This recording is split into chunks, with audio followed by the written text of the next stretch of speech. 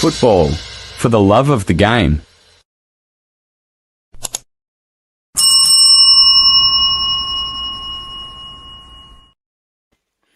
Hello, good morning, good afternoon, good evening. This is another wonderful Friday evening.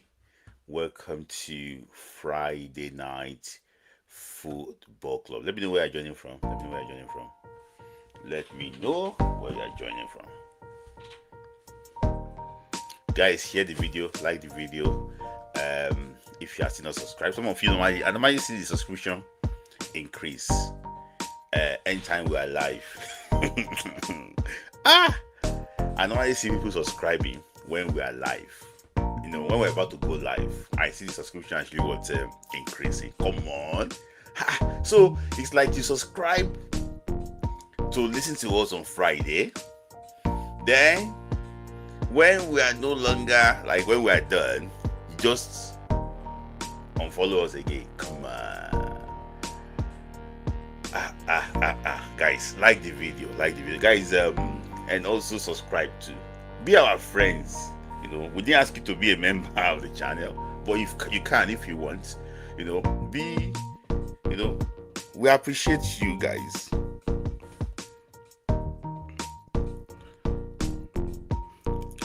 So that is Monaco Matt. My brother is joining from France, from Paris.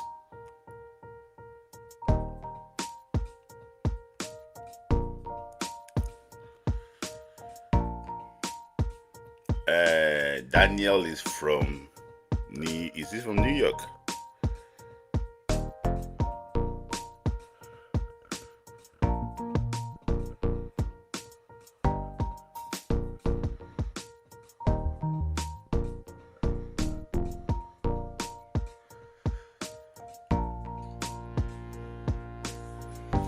Hello guys. Sunday Adeni is joining from Philadelphia in the USA. Guys, we have 19 likes, 47 people watching. Guys, you can do better.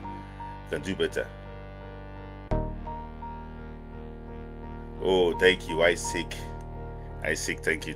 Because it's just a funny observation because when I want to come live, just realize that the number of subscribers actually increased. And I've been wondering that are those guys just waiting for us to want to start the program? Then you subscribe, guys. Okay, we are 21 likes now. So guys, I'm going to start because I'm already late. Apologies for coming late. It's just because I plan to be here 10 p.m. Nigerian time on the dot, but due to pressure circumstances sometimes I did not make it. So that's the reason why.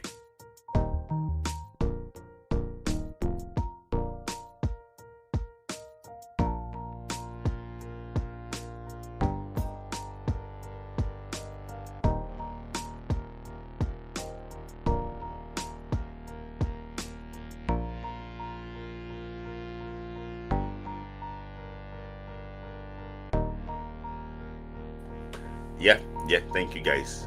We have 53 people watching. Okay, 24 likes. That's Rashford, very good. So let's kickstart. I normally like to start from the home front quickly. Let me start from the home front.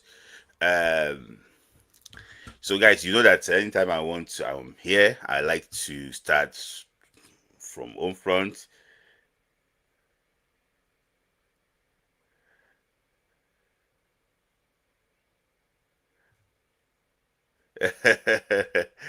oh. I'm glad he's not sure they make it then because of okay. So let's start quickly from the up front. So we're going to start from the Nigerian Football Premier League, the NPFL. We're going to start from the NPFL. You guys know that the NPFL week 1 fixture is out, and the NPFL will start this month according to Elegbeleye, the NPFL director. Guys, like and subscribe. Yes, guys, we have 30 likes and 50 people watching. Okay, 59 people watching. Sorry. So let me just go over the NPF list. The NPF fixture is actually out. So let me just tell you that the week 1 fixture is already here. Thank you.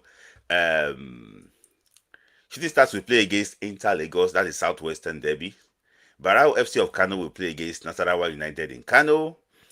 Rangers International of Enugu will play against Castle United in Enugu. I'm not sure they go play in Enugu. Maybe probably in Aba. No, probably going to be in what's it called? Adama? No, Anambra. In Oka. I think probably going to be in Oka because the Rangers Stadium is not available yet. Niger Nandos of Mina will play at the Bako Kotangora Stadium. They'll play against Enyimba. Ikorodu City will host Ranchers Beast in Lagos, while Abia Warriors will play against Kon Khalifa in the Southeastern Derby. That's going to be played in Aba. Rivers United will play against Plateau United in Port Harcourt, while Kwara United in Ilorin will play against the Kano Pillars. Bende Insurance will play at the Sam Gumudia Stadium in Benin City against Wadi Wolves, while Doma United will play against Sporting Lagos. It's the battle of the newcomers. So that's the fixture for the MPFL Week 1. And this week too, CAF also came out with the what? With the CAF Champions League draws. Talking about with the CAF Champions League draw. Let me just go over that quickly. The CAF Champions League and the CAF Confed Cup. So in the CAF Confederations Cup, the Economic Warriors, the winner of the FA Cup, will play against UDIB. UDIB, I think it's probably from Burkina Faso. Then Wise Shooting Stars will play against CX Fassien of Tunisia. The game will be played in Kenya. So it's a very, very tough first fixture for for our Nigerian club side. I hope that they can actually escape through. So other fixtures too. We also have that's the CAF Confed Cup. We also have Rivers United, who also actually would be. But I'm going to confirm the fixture of Rivers United that will actually go on. Rivers United alongside Rangers of Enugu will both play. I think Rivers United will play against a team from Benin Republic. So why I think Rangers will play against a team from Tanzania. I will confirm that. Okay, Guinea-Bissau. Thank you. Guinea-Bissau. So yeah, I'll confirm the Rivers United actually was featured. Let me just confirm that one quickly. So I just want to be sure that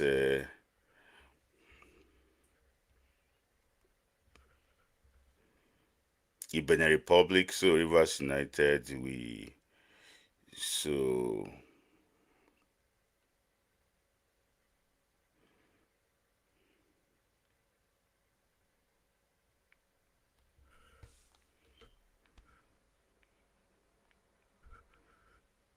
so they will play against San Pedro. Rivers United will play against what? Against San Pedro. Against San Pedro of Ivory Coast. Against San Pedro of Ivory Coast. That's going to be Rivers United will play against San Pedro, while Rangers will play against they will play against Sub Map of Benin Republic in the first fixture. So that's just that. So Rangers is going to be against the Benin Republic team, while Rivers will play against San Pedro of Ivory Coast. It's going to be very tough, especially the Rivers United game, because they're going to play against the Ivorian champion Ivory Coast in Ivory Coast first before playing in Uyo. So it's going to be very, very tough. I wish the team the very best of luck. So it's not going to be easy fixture. I just want the Nigerian clubs at least to be in the CAF Champions League group stage. So because last time I ran, we had a team in the CAF Champions League group stage. So I just hope that we can also be in the CAF Champions League group stage this year. So that is that. So let's just move on to our national team. So the national under-17 team, the Golden Eaglets. So the list came out. They going to be starting their campaign very soon, and the list also actually came out that list of players being invited for the Golden Eaglets. So I can't go over the list of players that actually was invited. Majority of them are new they're actually what new. You might not probably actually what know them, but some players here, despite that they are 16 years of age, they already have the potential to be very good player in the future. And I know some few players there. For example, now Emmanuel Dada of Beyond Limits FA is a very good goalkeeper, a very good goalkeeper at a very young age. There's also this Usama Salisu, part of the MPFL, the NY Cup League also. Very good goalkeeper too. So I know some few names here too that have been actually they've played in the this thing league. So Michael Ugbushi of Triple 44 FC of Ibadan, a very common name too. So they also have it's a couple of names here that I know from grassroots.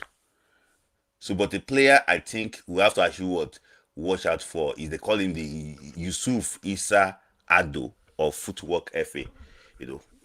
So they say, but let's see exactly what happened. List of 64, 62 players. For me, I think is too much, but that means that it's going to be a very big camp. Let's see exactly what the handlers can do, with this list. For me, I also heard that the coach is trying to do open campaign to screen players again in the 6th geopolitical zone. That is not bad, but let's see exactly how this program can take in. I told you here, I didn't miss the last outing of the Golden Eaglet. That was in China, in the CFA Cup in China. It was very horrible. The guys didn't perform well at all. So, in my opinion, I think he needs to scout new players so that they can be useful for him. Because we've not qualified for the World Cup. For how many years now? For 7 years. So this time around, we should be able to do something different that can take us to the World Cup. So 62 players in camp. So majority of them played for the national under 15 team initially. So let's see exactly. So I knew that he went to Kaduna to go and select a player from Ikont Allah. He traveled around the country to go and select players. Let's see exactly how this national will turn out. I would have loved him to screen players from the 6th geopolitical zone. Let's see exactly. Some people might not even have money to travel for this screening to Abuja if it's only one screening. But if you go to Owerri, you go to Port Harcourt, you go to Jos, you go to Kaduna, you go to Ibadan. If you go and do those screenings there, you will see one or two players that can add something to your team. That's my opinion. So I wish the coach the very best of luck. I hope that it will not be DNQ again this year. So that is that on the Nigerian Golden Eaglets. So Burkina Faso will host the under-17 Wafubi qualifiers later in the year. So they are preparing for that one now. So the Nigerian under-20 team, the Flying Eagles too, also qualified for the final of this year's Wafu B qualifiers for this year's Wafu B qualifiers for AFCON under 20. AFCON under 20 that will take place in Ghana next year. So for people have been asking me questions that have Nigeria qualified, based on the information I have, I think Nigeria will need to beat Burkina Faso in the final to be guaranteed that they qualify for the AFCON under 20, because the coach today says something like that. Let's talk about it. Let me just show you what the coach said quickly.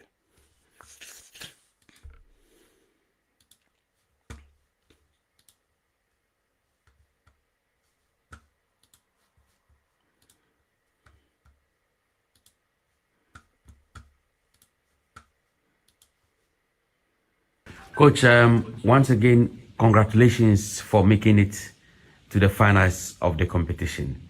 Already you are the defending champions. How are you defending this title on Sunday? I will say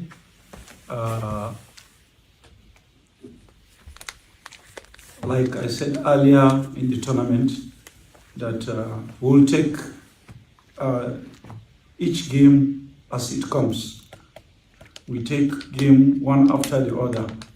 And we have started from the group stage to the knockout stage. Now we are in the finals. One win away from qualifying to AFCON and winning the trophy for the Wafu B tournament under 20. So I believe, like we have come, it's gradual process. It's one match at a time, and this time around in the last match of the competition, and it involves us and Burkina Faso, who are, I will say, friends from the same group, met again in the final. We met the first time, we lost, and the second time we are meeting in the final. And I hope it will be our turn to win the game so that we round it all with a trophy. You said the last time after your game with Ivory Coast that you played the best team in the tournament when you won over Ivory Coast in penalties. Now you are coming up against Burkina Faso, a side that you have confessed that anytime they come up against Nigeria, it's a difficult game for Nigeria. They win or they draw against Nigeria. So they have a little edge over you. What are you doing differently to change that in the finals this time? Tactically, I will not say anything because if you talk in terms of tactics, I'm talking with my players. So I don't want anybody to hear. It's not for the public, and I will make sure that we approach the game in such a way that we got the advantage into the game, and that will give us the win at the end of the game. You play good football when it comes to possession. Burkina Faso play good football when it comes to possession. What kind of a game must West Africa expect in the final from the two teams? Africans should expect an explosive encounter between Nigeria and Burkina Faso, and in the final of the tournament. What are you changing? What are you changing differently from the game you played against them that you lost 2-0 so that it doesn't repeat itself in the game you are going to play on Sunday? That is for me and my players.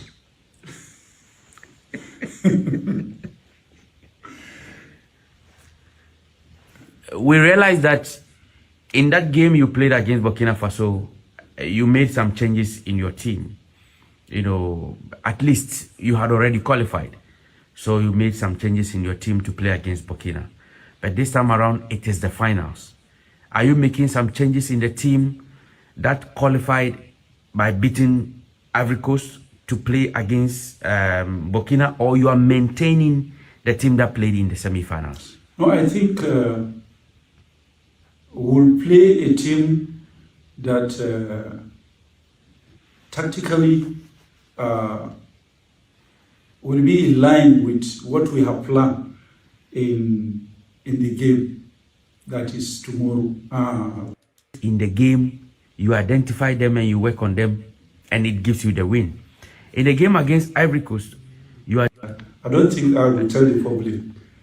So that's Coach Makaiba talking to, that's his pre-match press conference today, earlier today, and answering questions about the team and also what he expects against Burkina Faso. So he said something that the win against Burkina Faso will guarantee the AFCON ticket. So that means that Nigeria we've not qualified for the AFCON yet. So we still have to beat Burkina Faso in the final on Sunday to eventually qualify for the AFCON that will take place in Ghana. So things could actually happen in case Ghana couldn't host. That means that any team, two teams will still represent what West Africa B the under 20 AFCON. So, it's just like that. For me, last year, three teams from North Africa represented, the UNAF region. I don't know the reason why they are giving us one slot alongside Ghana. That is just very sad. So he answered so many questions that, he has played against the team before. That's Ivory Coast. They're the best team in this tournament. Burkina Faso too. They did so well. They've not lost any game. So for me, it's not going to be a very easy game. It's going to be a very tough game, and I hope that Nigerian team can qualify. See, if Nigeria cannot beat Burkina Faso on Sunday, forget about the hype. It's still zero because we will not qualify for the AFCON. So I thought that a win against Ivory Coast should be enough, but we still have to do it one more time again to see exactly, to be sure that we're going to be going to Ivory Coast to go to Ghana for the AFCON. So that is that on the tip. So and the game against Ivory Coast was very, very impressive. They won. The set piece was so good. Penalty out. I like the way they score their penalty. So for me, I'm also expecting a very tough game on Sunday. Let's hope that they can actually win. That is the most important thing. So now let's move on. So the first thing is this: me and the coach were wearing the same jersey. It's just a coincidence, just so funny. We're wearing the same jersey. So let's move on to the ladies now. The ladies. So the national under 20 team, women's team, the Super Falcons, they are preparing for the World Cup will take place next month in Poland. The World Cup is slightly, few commas on it because there's this FIFA problem, with UEFA. UEFA, they are struggling they don't want Gianni Infantino to continue, so they might probably withdraw their teams from playing in Poland. So that is just another problem that this team actually was having. So we don't know exactly if the under 20 World Cup will take place next month or because of the UEFA boycott, the whole thing will not take place. It's just very sad, but I think I hope that the competition takes place. I hope that UEFA and FIFA can actually find a middle ground between themselves and allow these guys to play. So talking about these guys again, I'm hearing that some foreign clubs, they will not be able to release their players for the Falcons. That is sad. I think under 20 is very important, and FIFA should do it in a way too that they will tell these clubs that they should be able to release their players for the for international competitions, no matter underage. So they say that they're struggling to get their players released. That is the problem they actually facing in the national under 20 camp. I hope that they want to get the girl from Benfica, Janet from Benfica, but I don't think Benfica really wants her to leave because girls signed her and they want her to actually want to play for them. She just got back from injury. It's just crazy. So talking about, let's move on to the men quickly now. About transfer stories. So Adesina Ayodele, the former Beyond Limit player, have just actually joined the former Beyond Limit player. Have signed he signed a Belgian top division side. Signed for Mechelen in Belgium, and this boy is a boy that I know very well. The boy signed for Lille initially, but I think the issue of language affected the boy's development, in France. So he did so well for the reserve, Lille team, but they did not integrate him to the main team this year. So that's the reason why I think he left for actually he's going to be leaving for Belgium. He's a player that I know personally that when he was about to sign for Lille, Zulte Waregem in Belgium wanted him. But according to report, I heard that Lille brought, big cash. So they signed him then. But sometimes these guys needs to start from small for them to build themselves. He's a good player, and now he's back in Belgium. Belgium is a good start. That's where most Nigerian strikers normally actually would start their trade and they become big player in the future. Victor Osimhen, Taiwo Awoniyi, Paulo Noashu, they all played in the Belgian Pro League. And look at actually where they are today. So I also appeal to the Flying Eagles. I think the boy is still eligible to play for the Flying Eagles. If the boy is a very good player, for me, I still think that the strikers in the Flying Eagles are very good. Agbejoye and Muiz Adeleke, very good player. But if they have this boy there, I think he can actually help them. Maybe for the AFCON if they qualify on Sunday and also the World Cup. So it's very, very good player, Adesina Ayodele. So he's going to be playing in Belgium this season. So another player, but this is slightly not. So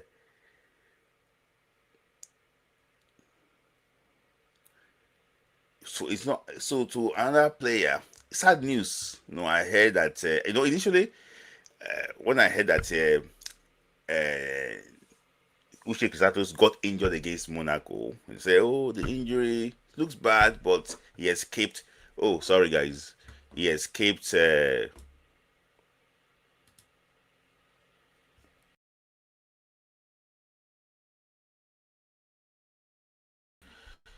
guys, he escaped this big injury, but I just heard that the boy is gonna be out for 7 months or so. That is very, very bad. I just wish him quick recovery. He had a very difficult last season with Crystal Palace, and now he's out injured again with Getafe. For me, I think this is probably the worst 2 years in his football career. you know, I just hope that the boy can come back stronger and become a better player, because if you have a very bad last season and now it's now again this season is over for you. Come on, come on, come on. So officially I don't think Uche Crisantos will play for the Super Eagles for the next 1 year. So the season even is out of the season before it started. Bad luck, bad luck, bad luck, bad luck, bad luck, bad luck. Even when he comes back in February next year, it won't be that fit. Again, it's bad luck for Uche, Crisantos. I hope that he can actually recover and be, and become very good in the future. So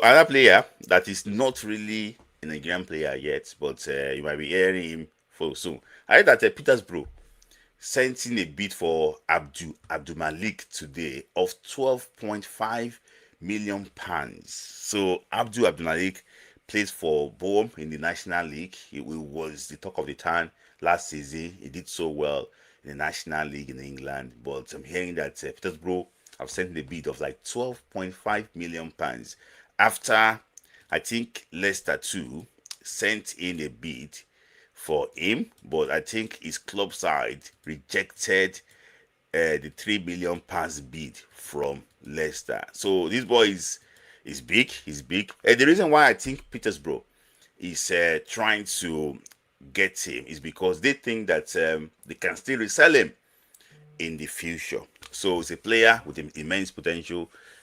He rejected a £1 million offer from Sweden, and also a £3 million offer from Leicester. So for him to be going for £12.5 million, that means there's a big, big prospect. So, I shout out to Evan Denny and Tisgogo.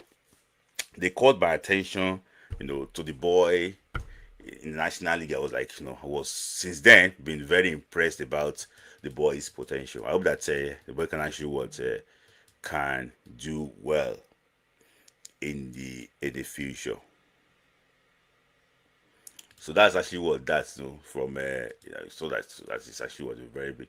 This is like Leicester for 3 million, but I don't think they're going to be selling him for 3 million pounds. So that's good. I hope he can actually he could do well, also do well for Nigeria in the future.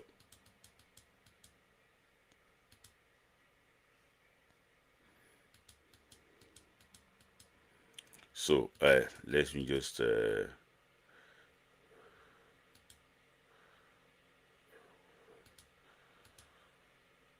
so let's move on to women's football quickly and talk about our Super Falcons. So talk about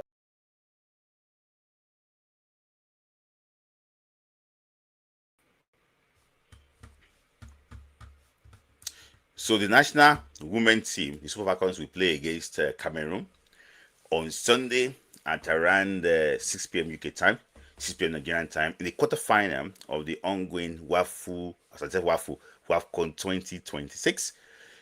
So this is like the World Cup qualifier. Nigeria also played against Cameroon in the last World Cup qualifier. Nigeria won the game by 1-0. So this time around, it's Nigeria against Cameroon. So then we see exactly the winner will progress directly to the World Cup. So these are the brackets look like. These are the brackets would look like. You can see these are the bracket shapes up. You can see that the left hand side, the winner between Morocco and South Africa will face the winner between Nigeria and Cameroon, while the winner between Ivory Coast and Algeria will face the winner between Malawi and Ghana. So that's actually how it's going to look like. So if those that will not progress to the semi-final will play themselves. So God forbid, though, let me just put it that way. If Nigeria did not progress against Cameroon, Nigeria will face the loser between Morocco and South Africa for the World Cup playoff ticket. So the loser too between Ivory Coast and Algeria will face the loser between Malawi and Ghana for the second World Cup playoff ticket. We must beat Cameroon because, let me put it this way, Cameroon is probably the weakest team out of the three of them. So you have the chance to qualify for the World Cup by beating Cameroon, because if we didn't beat Cameroon and we are trying to chase playoff, God for it, so playing against Morocco, again, we are fighting for the World Cup playoff ticket. I don't know what can happen. So Justin Madugu, don't blame people. Go and pick the World Cup ticket. Don't blame anybody. This thing they don't believe it, man. I beg you. You must beat Cameroon, because when you beat Cameroon with the lags, if you walk up with the WAFCON, we win the WAFCON, it's fine. We didn't win the WAFCON, that is it. But you have to beat Cameroon. You have to beat Cameroon, because if we don't beat Cameroon, facing the loser between Morocco and South Africa, anything can happen in that game. With the Falcons I've watched in this WAFCON, anything can happen. So the blame and everything, you should go and sit down somewhere. So the on the 8th around 9 p.m. South Africa against Morocco is going to be very tough, and that same day too is going to be Ivory Coast at 6 p.m. against Algeria. So Nigeria will play at 6 p.m. too. I think the WAFU final is at 3 p.m. UK time. So we're not going to be watching that one simultaneously. It's good. Maybe probably we'll finish watching the WAFU, then we now watch the what's it called? I hope it's not night time, so that we won't be watching the two this thing come simultaneously. So we should have to beat Cameroon. That's my take. So guys, that is that. Guys, like the video. We are 175 to 180 people watching, only 60 likes. Guys, you can do better by liking the video. Like the video, guys. Like the video. Like the video.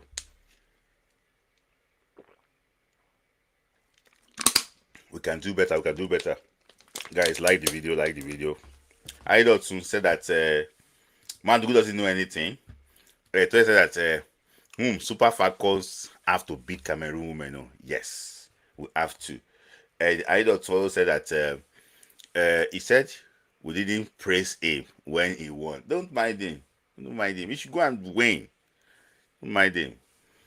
So that's actually what that's. It's going to be very interesting. Let's see exactly what I don't explain them to you now. We must beat Cameroon. In fact, going forward is the easiest way. Just beat Cameroon. Then, because to start fighting for playoff, I'm not sure these guys can, South Africa, I'm still happy, but, it is very, very hard, to say that play against Morocco. In case Africa go and beat, should go and beat Morocco, then you win your game against Cameroon, so face Morocco for the World Cup playoff tickets. For me, I think it's going to be very tough. It's going to be very tough. So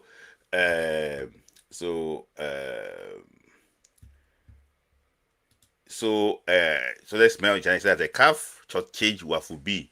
So sad. That is that. Also that the winner will join Ghana. He's talking to me about Wafubi. So just tell you guys, you should go and like the video. Go and like the video so that go and like that video. So that is that. If you want to take your chat, make sure you put super chat there, or if you are not a member of the channel.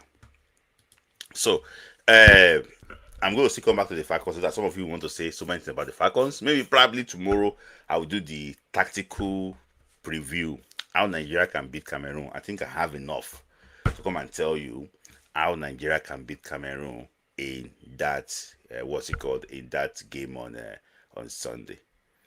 So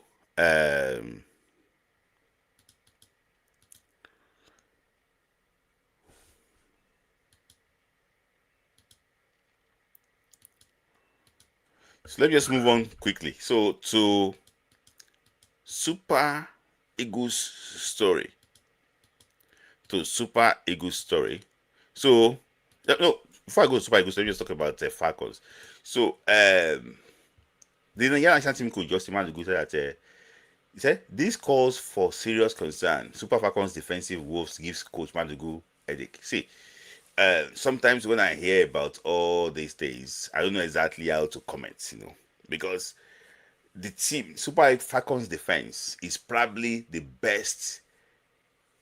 best assets, under Randy Wardrum. The ability to stay focused, you have to, before you can beat them, you must make sure that you have to dig deep for you to be able to actually beat them. You must make sure you dig deep. Against Canada, during the World Cup against Canada, we didn't consider any goal. Against England, we didn't consider any goal. Against Ireland too, we didn't consider. So we played 4 games during that World Cup, and I think, if I'm not mistaken, I think that we only considered 2 goals during that World Cup. So, in my opinion, I think that under Randy Wardrum, the way he structured their defense is their greatest asset. But the problem now is that this current coach is complaining that the team is not defending well. They gave you this job to do. It's not, nobody begs you to do it. They are not doing well. For me, I think it's based on coaching, because under Randy Wardrum, I think they were exposed to a better coaching. With due respect to Justin Madugu, with due respect to him, they were exposed to better coaching. I think that if it's right, the defense we're not actually organized. So that's one of the problem of that team. I hope that it can do something, because knockouts, any mistake you make in the knockout, you're out. That is my problem. Any mistake you make, you actually what out. So I hope that you can actually what he can be able to do well and perform, and the team should actually what perform well.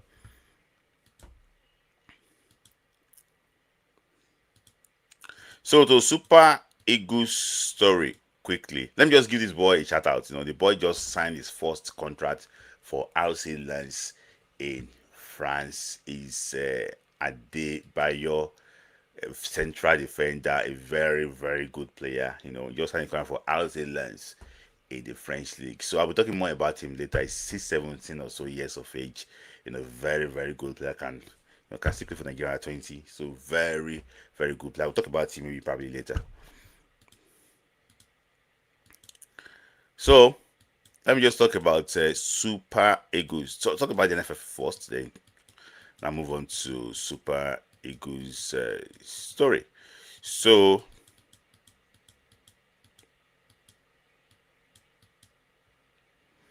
the NFF election, people are collecting forms here and there now. So we didn't have any candidate to preview today, but you guys know that NFF election is actually what is coming very soon. And there are some news too that different, I won't say different faction of the Nigerian football system.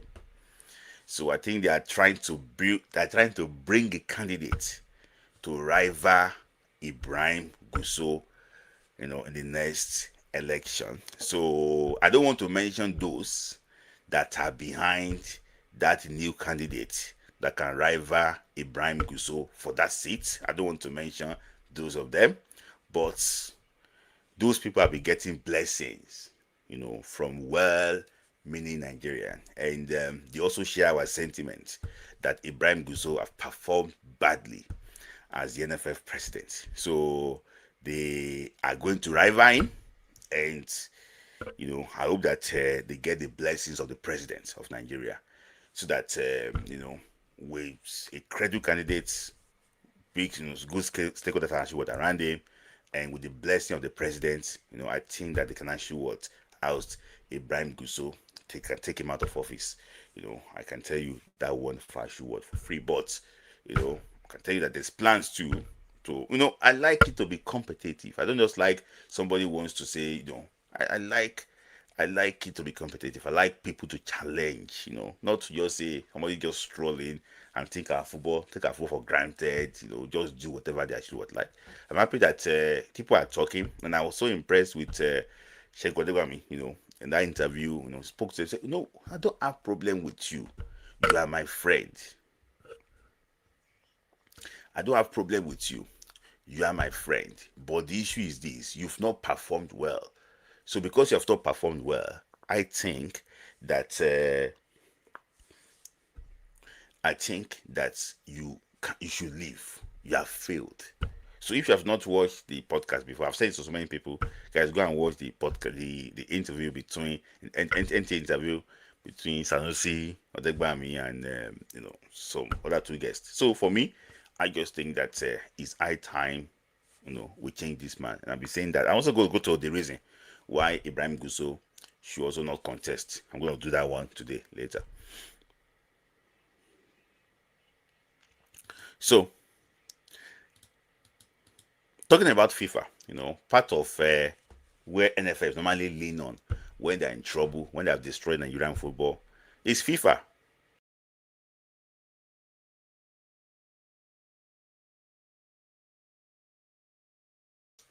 It's FIFA. They also lean on FIFA. So FIFA too have been getting their own stake. So I heard that some people have already agreed to support FIFA.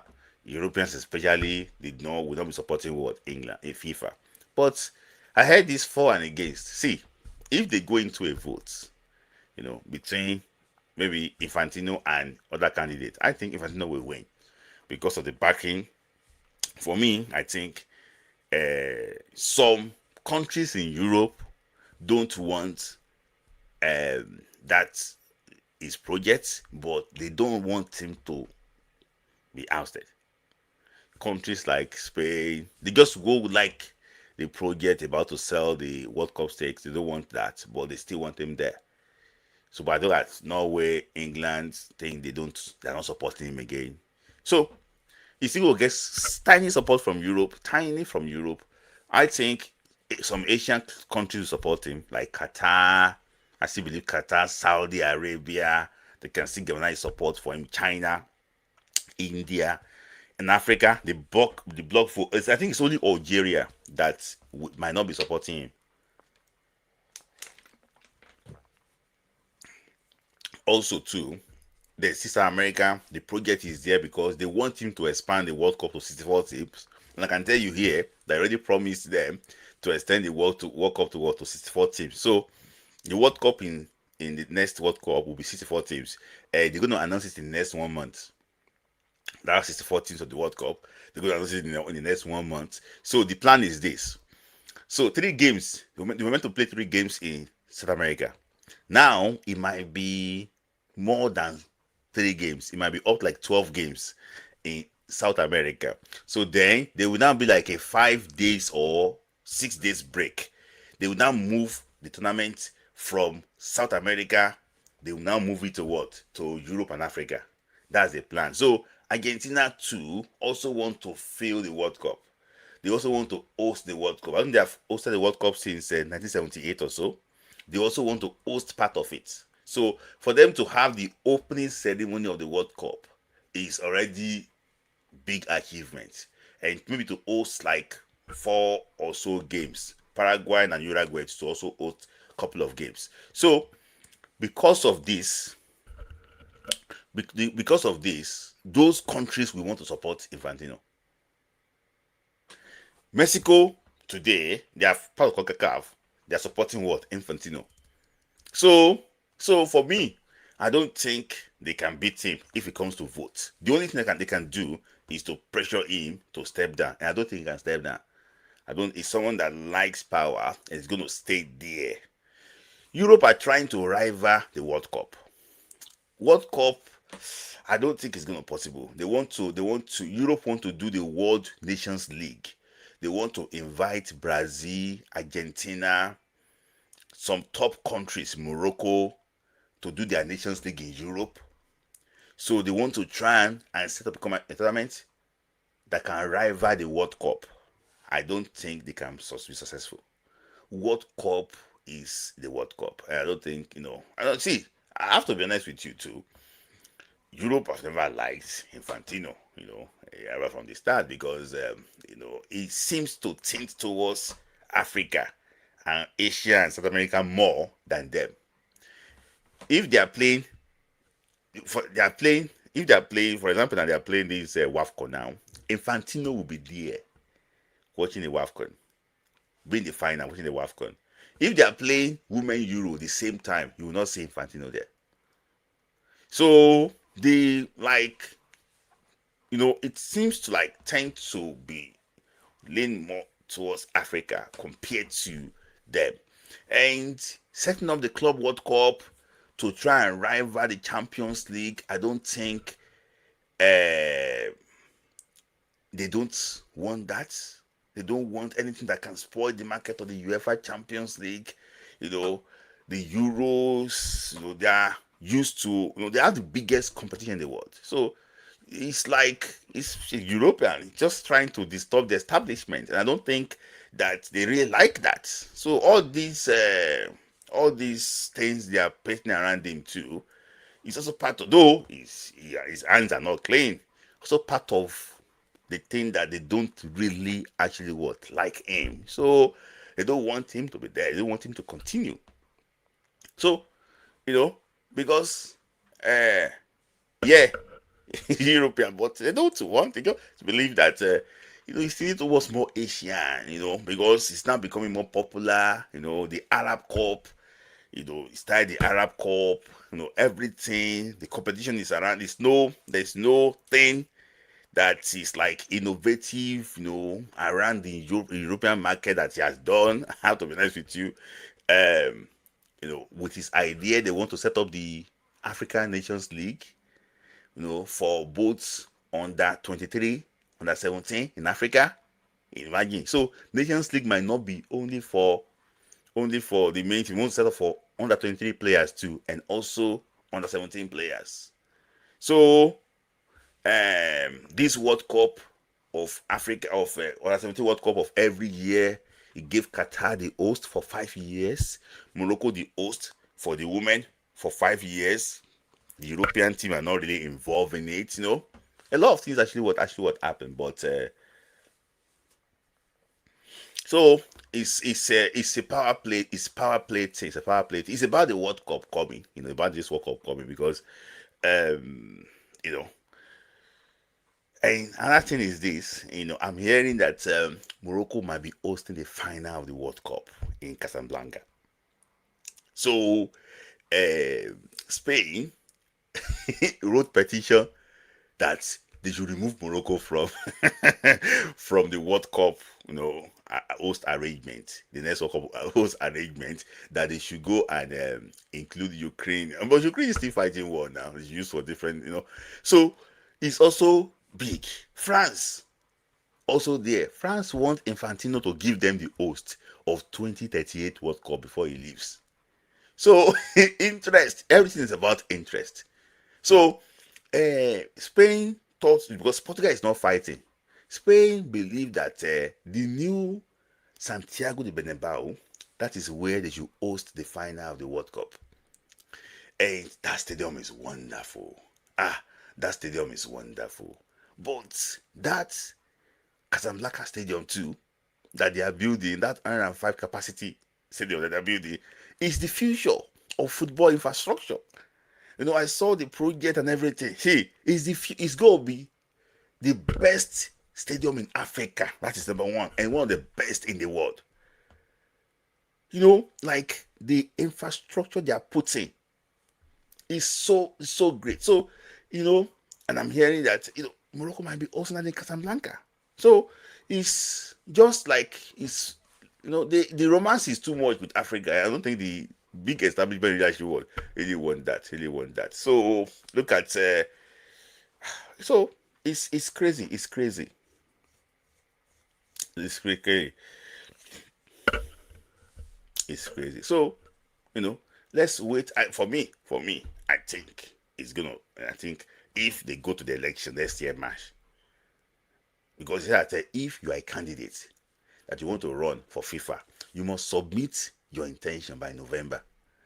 They have been looking for candidates. UEFA have been looking for candidates that can stand, you know. I can say, you know what, I want to challenge Infantino. Most of them are Infantino's friend. So it's very hard for someone to just come out now and say that they want to challenge Infantino. So that's just makes slightly what's very tricky. So I wish all of them the very best of luck. For me, and I will tell you my interest, yeah, I no go hide. I think that the World Cup expansion is good. That 48 teams, I think, is good. I don't think the Europeans really liked it that much. And because they gave Africa more slots than, you know, they believe that the African slots should be less compared to, you know, the 9 and the quarter that they gave us. And also too, the estimate, if they're going to increase the World Cup slots, the estimates they're going to give us 5 extra, which is probably the largest. You know, that's probably the highest amount actually what in the world. So I don't think that one too will go down well with the establishment. So a lot of things which I think that might probably actually what affect it, but it's crazy. It's crazy.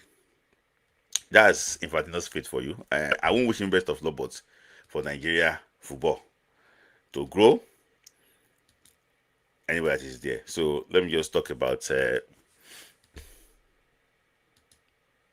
So last Monday was 30 years. 30 years that Nigeria won the Olympic Games in 1996. So, you know, I think that it's worth for me to mention this. You know, this is probably I think this is the biggest achievement in global football because of how big the Olympic Games was then. You know, and I'm actually it's 30 years now. And you can see Gigi Goja on the screen. You can see Teslim Fatusi, you know, there. You can see Wisin Oruma. Man Amuneke, Ushekeshuku, Gabalawa, who is this person? Amuneke, Tigana Bangida, also there. Yeah, it was boys. They were like 20 years of age then.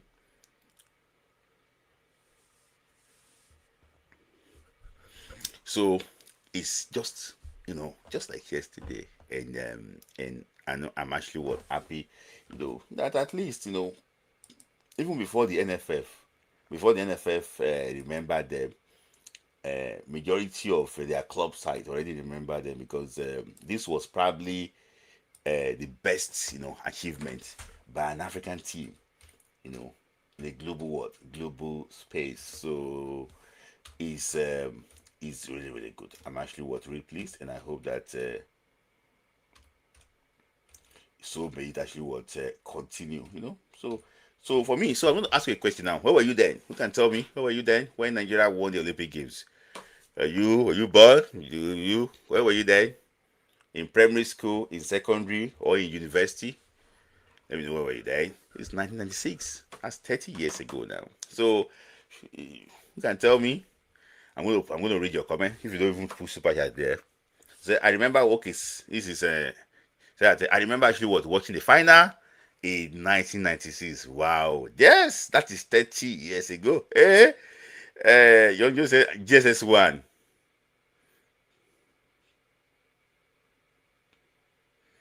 Salamso SS you're in primary 2. Salamso you're in primary 2, not SS1. In primary 2. It was played in midnight, yes. No, the final was not played in midnight though.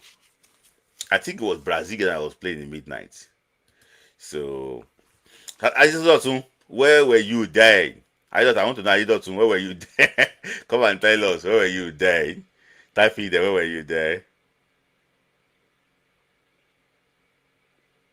I thought, where were you? It's what guys, I guess this one. Oh my days. SS1. I thought, where were you then? You don't want to, you're hiding, no. I will type it here. I thought,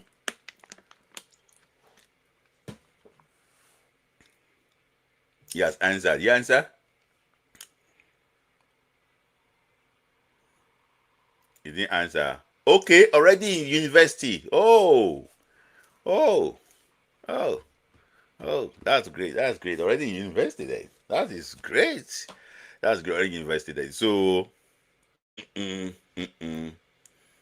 university. No, no, no, no. I don't know. Senior man. Senior man. So, very great. And I remember watching that as a young chap, and I remember when Nigeria won the Olympic Games. It was great. It was great. It was great. I don't know why I was so confident that day that Nigeria would beat Argentina after beating Brazil in the semi-finals. So, the Brazil one was the big one for me. They say I was in heaven, not sweet too. Okay. That's one of the big achievements. So when you join, just tell me if you want to call in. You also tell me how are you there? Let me know. How were you actually were there? What were you doing there? So I can see that Zambia were crying. They should remove head to head, everything, remove head to head. But guys, who remember this? Who remember what happened this day? Who remember this day? Can you see? Nigeria scored 21 goals, conceded 7, 21 points. Angola qualified for the World Cup. So, so people are saying that people are celebrating when Nigeria failed to qualify for the World Cup. That the one now saying that CAF should remove the head-to-head. So, for me, I think it should be there. It should be there. The head-to-head should still be there. So, the head-to-head should actually still be there. I don't care. It should be there. It should be there. It was very painful there, but at least we should learn. The head-to-head there that did not favor us, at least the head-to-head now did not favor us there. It now worked in our favor this time around. So that is actually what that's actually what that. come out and for super chat. Let me just put that one on. Thank you for that. So he favored us. So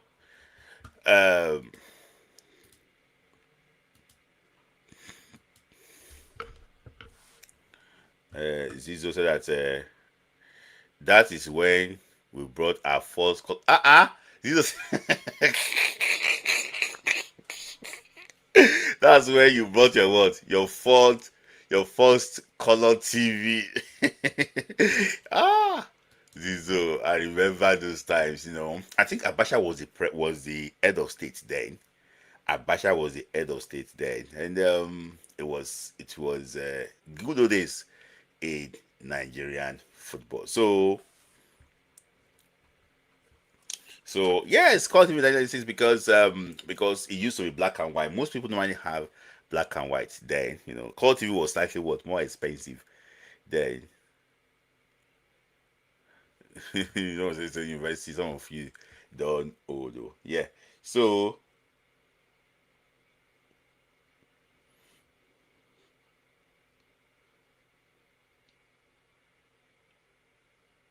yes, I think Abacha was the head of state then. Abacha was actually the head of state there. So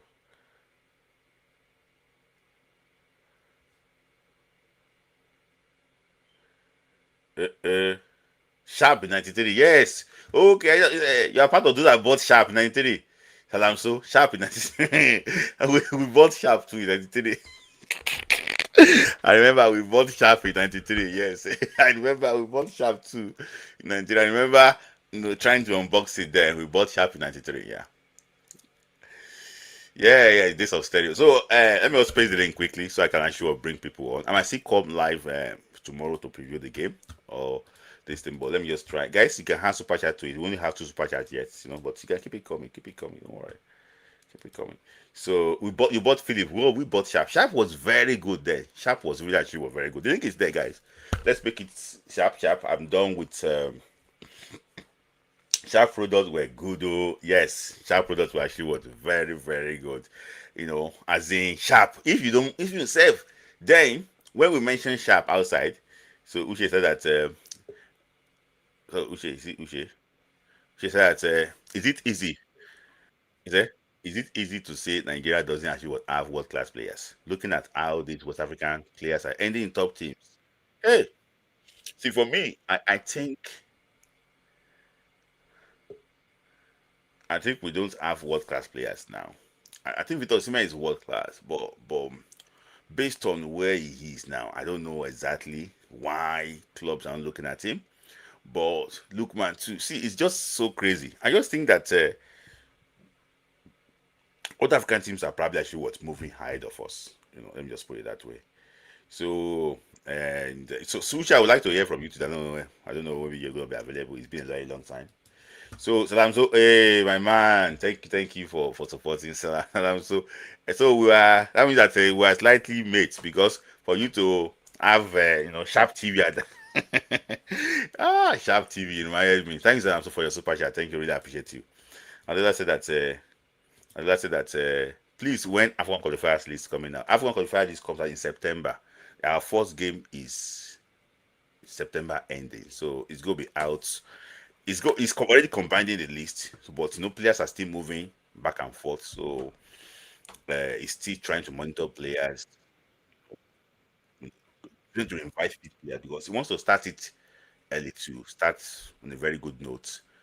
So that because we have our first game against Madagascar in Ujo, second game is against Guinea-Bissau. So Lukman is the only in the top team. Yes, I agree with that. Lukman is the only player in the top team.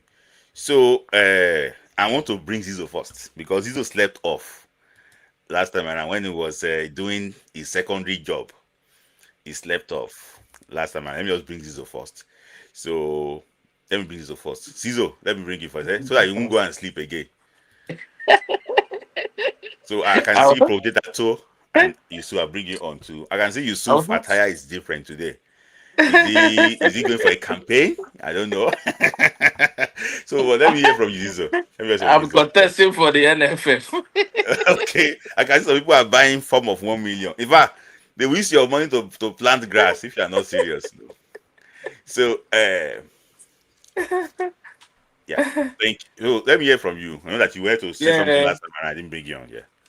yeah. The thing is that I want to say something about the super factor. I think all of them they know what is at stake because Mm-hmm. if they don't win the Cameroonian match, it will affect them Hmm. psychologically. It will affect all of them. I don't think they will get that ticket again. Hmm. I'm telling you.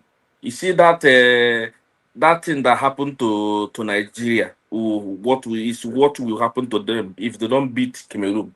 Hmm. That playoff they will not get it Hmm. because all of them will be feeling pain that one they don't win, they didn't get the ticket for the Olympic, they didn't qualify for the semi-final or even going to take as in going to play for the final in the AFCON. Mm-hmm. These Mm-hmm. two teams they will lose if they don't beat Cameroon. Hmm. So I think they will try their best. Even they should forget about Madugu. That man, hi, I was watching that match against Egypt. I said, what is this man doing? He look as if he's not even following the game at all. Hmm. Eh? The man there was no input Hmm. in that match. It's like all of them are just playing as in what they like in that Mm-hmm. match. Hmm. Is their determination and their Hmm. focus and their talent is what win that match Mm-hmm. against Egypt. If not, yeah, assuming Madugu is the one coaching, maybe majority of the players there they are playing in Nigerian league. Nigeria will lose that match. Hmm. Nigeria will not beat Egypt. I'm telling you the truth. It's because of majority of them are playing outside. Mm-hmm. That's why we've been able to beat all these teams. Even Hmm. against Morocco, you will see what will happen. Nigeria will beat Morocco. I mean, Nigeria will beat Cameroon. I mean to say. Hmm. Yes. I hope they can ask you what's So I want to ask Like, you a question. Why do you think? Do you think, based on the performance you've stated, that we got the results, are you yeah, confident that the team can beat Cameroon? Nigeria will beat Cameroon. Nigeria will beat Cameroon. Forget Umadugu is not. I've watched all their matches in this AFCON. I did not see any input at all from the coach. Mm-hmm. I did not look at the way all the whole forward they are playing. You will know that there's no input from the coach. They are just playing as if they know each other before. Mm-hmm. You understand? That is what is keeping them. They know each other before. That's why they playing ball like this. Assuming they have not played before, that is when you will see all these things. It's Mm-hmm. because they have played before. That was what was helping us in this all these matches they have played so far. Assuming they have not played before together, it will affect them seriously. Mm-hmm. It will affect So them seriously. now it's completely about defense. Before I let you go, maybe you want to say something too. It's completely about the defense line. The defense used to be our strongest point. I'm now surprised that I they are slicing us. I watch their matches against that foreign man. Yes, Randy Wardrobe. We don't panic when we are playing anything, especially our defense. Our defense is always solid. Yeah, we But did against England, against Ireland, against but Canada. We were solid. this Madogo, I don't know what the man is doing. I don't. Sometimes when I'm watching their training, it's like I don't even see him in training myself. I don't know when he's coaching them in the training. Eh? When he's I don't coaching understand them, that man. it's go be behind closed doors when, sometimes. when you see him like this, he will wear up and down JC with the big, massive belly like this. Maybe he's not fit. I say, he barely might be. Maybe he needs to do exercise. But for me, I just think that it should know. We should all know now that I don't No, want to. even the NFF they know that the man is not good. They're just using the man. He's Mhm. a follow man. Oh yes, man. Oh yes, man. Yeah, Anything you say, I do, sir. it won't tell them. Yeah. So let me ask you No. before I let you go. I know maybe you want to say something about Golden England, but let me Yeah, ask I you a want to say question. something about them. The list. Okay. I The know. I list know I you are saw. busy. I know you are always. Yeah, I know the this time list, around. I know. the list, the list I saw. To me, it's not what I expected from the coach, but the list is good though. Yeah. But I wanted the like you said that because what there is this thing I joined before, not your channel. I was telling the guy that it's not about listing all these players. Mm-hmm. Some of this talent you are looking for as a coach and that want to succeed. Yeah, some of them they are poor. Their family cannot afford fares for them to travel to Abuja Mm-hmm. for all this screening. They can't Mm-hmm. go. I play ball. I know what some players are passing through. Some of them, their mama is frying akara. Some are Hmm. hacking in the street. They don't have even 10,000 naira to pay for any transport. Not talk of traveling to Abuja. Who will pay for their transport fare? Who will pay for the one for them to Mm-hmm. return back to their this thing? Even Mm-hmm. the hotel they will stay. So Mm-hmm. all this thing is what the coach will consider. If you want to succeed as a under 17 coach, he has to travel and look for all these players, scout and watch them play, and Mm-hmm. determine whether this person is talented. Yeah, is good enough for my team. You pick the person and put him, let them play matches all over the country. He still has Mm-hmm. time. You understand? That's the way to pick under 17, not Yes. select 1 million players. You don't select players like that. That is not the way to scout players. Mm-hmm. Some of all these Uh, people, some mm-hmm. of all these people in that list, some of them they have sponsors. They are Mm-hmm. the agent. They are the one pushing them. All Mm-hmm. these people, all this talent, the raw talent we are talking about for under 17, they don't have any agent. Hmm. So if you want to, if that guy want to succeed that under 17 coach, he has to go all over Nigeria. Hmm. That six zone political zone, he has to go and camp and Mm-hmm. scout players by himself, watch them play, and pick them by merit. Hmm. For me, I want to lie to you. I'm still telling the coach. If this coach wants to succeed, he needs to go and scout Enugu and Owerri. I'm telling you. Exactly, He needs exactly. to go to and set up camp and say, I And don't know they why people. The last time we camped what? at that area, we won the World Cup. That is how we won under 17. Funny among. Yes, Mm-mm. yes. To, yeah, Yes. even my colleague here is saying the same thing. He has to Okay. travel all over the place. Yes. Even in England here, they don't stay in Manchester and select players. No, Yeah. they No, travel they all go. over the place. And thank you for that, colleague. That is how Fanny Amu went to all the corners of Yes, this country. Because we didn't go to under 17 in 1991. So yes, he had time to scout them. Big scouting. And look at them now. Babayaro played for Nigeria for so all of many them. years. Kanu. So for me, I think if the guy wants to make sure his name the right time for history, he needs to come on to move around. I keep on telling you this right from the beginning. Players that are raw, if you want to catch them, you can't catch them in all this academy. They don't have money to pay for academy. So most Hmm. of them play football in Sunday match in rural Hmm. areas. I'm telling you the truth. That is where you will see talented footballers. That if they catch you in the field like this, they will mess you around. Hmm. I agree I'm with you. I telling agree you. with you. So, so before you go, where were you when Nigeria won the Olympic? I was I was still in primary six that time. Okay. All right. Thank you, Yuzu. Thank you for your time. Thank Yeah. you. Thank you. Yeah. So I have Datu next and Yusuf next. So yeah, from Datu, you are is very dark, but let me hear from you quickly.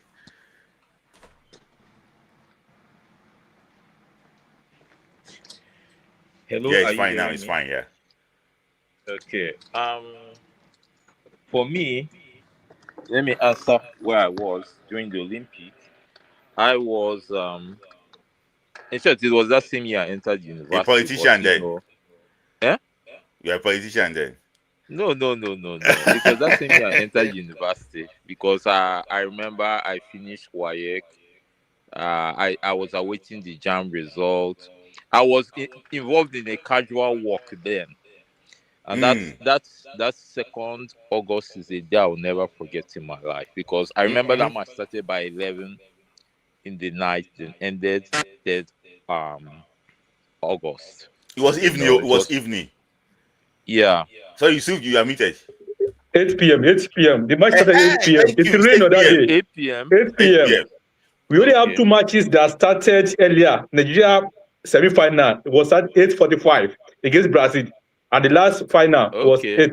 Every other matches Okay, was I 2 think you're p.m. 2 correct. a.m. Yeah, I think Mm-hmm. you're correct. I know there were some matches that started 11, but as I said, that's a moment I will never forget in my life, because I will tell you that day when we won Brazil, I Mm-hmm. knew that even if they amalgamate Brazil and Argentina, we'll win them.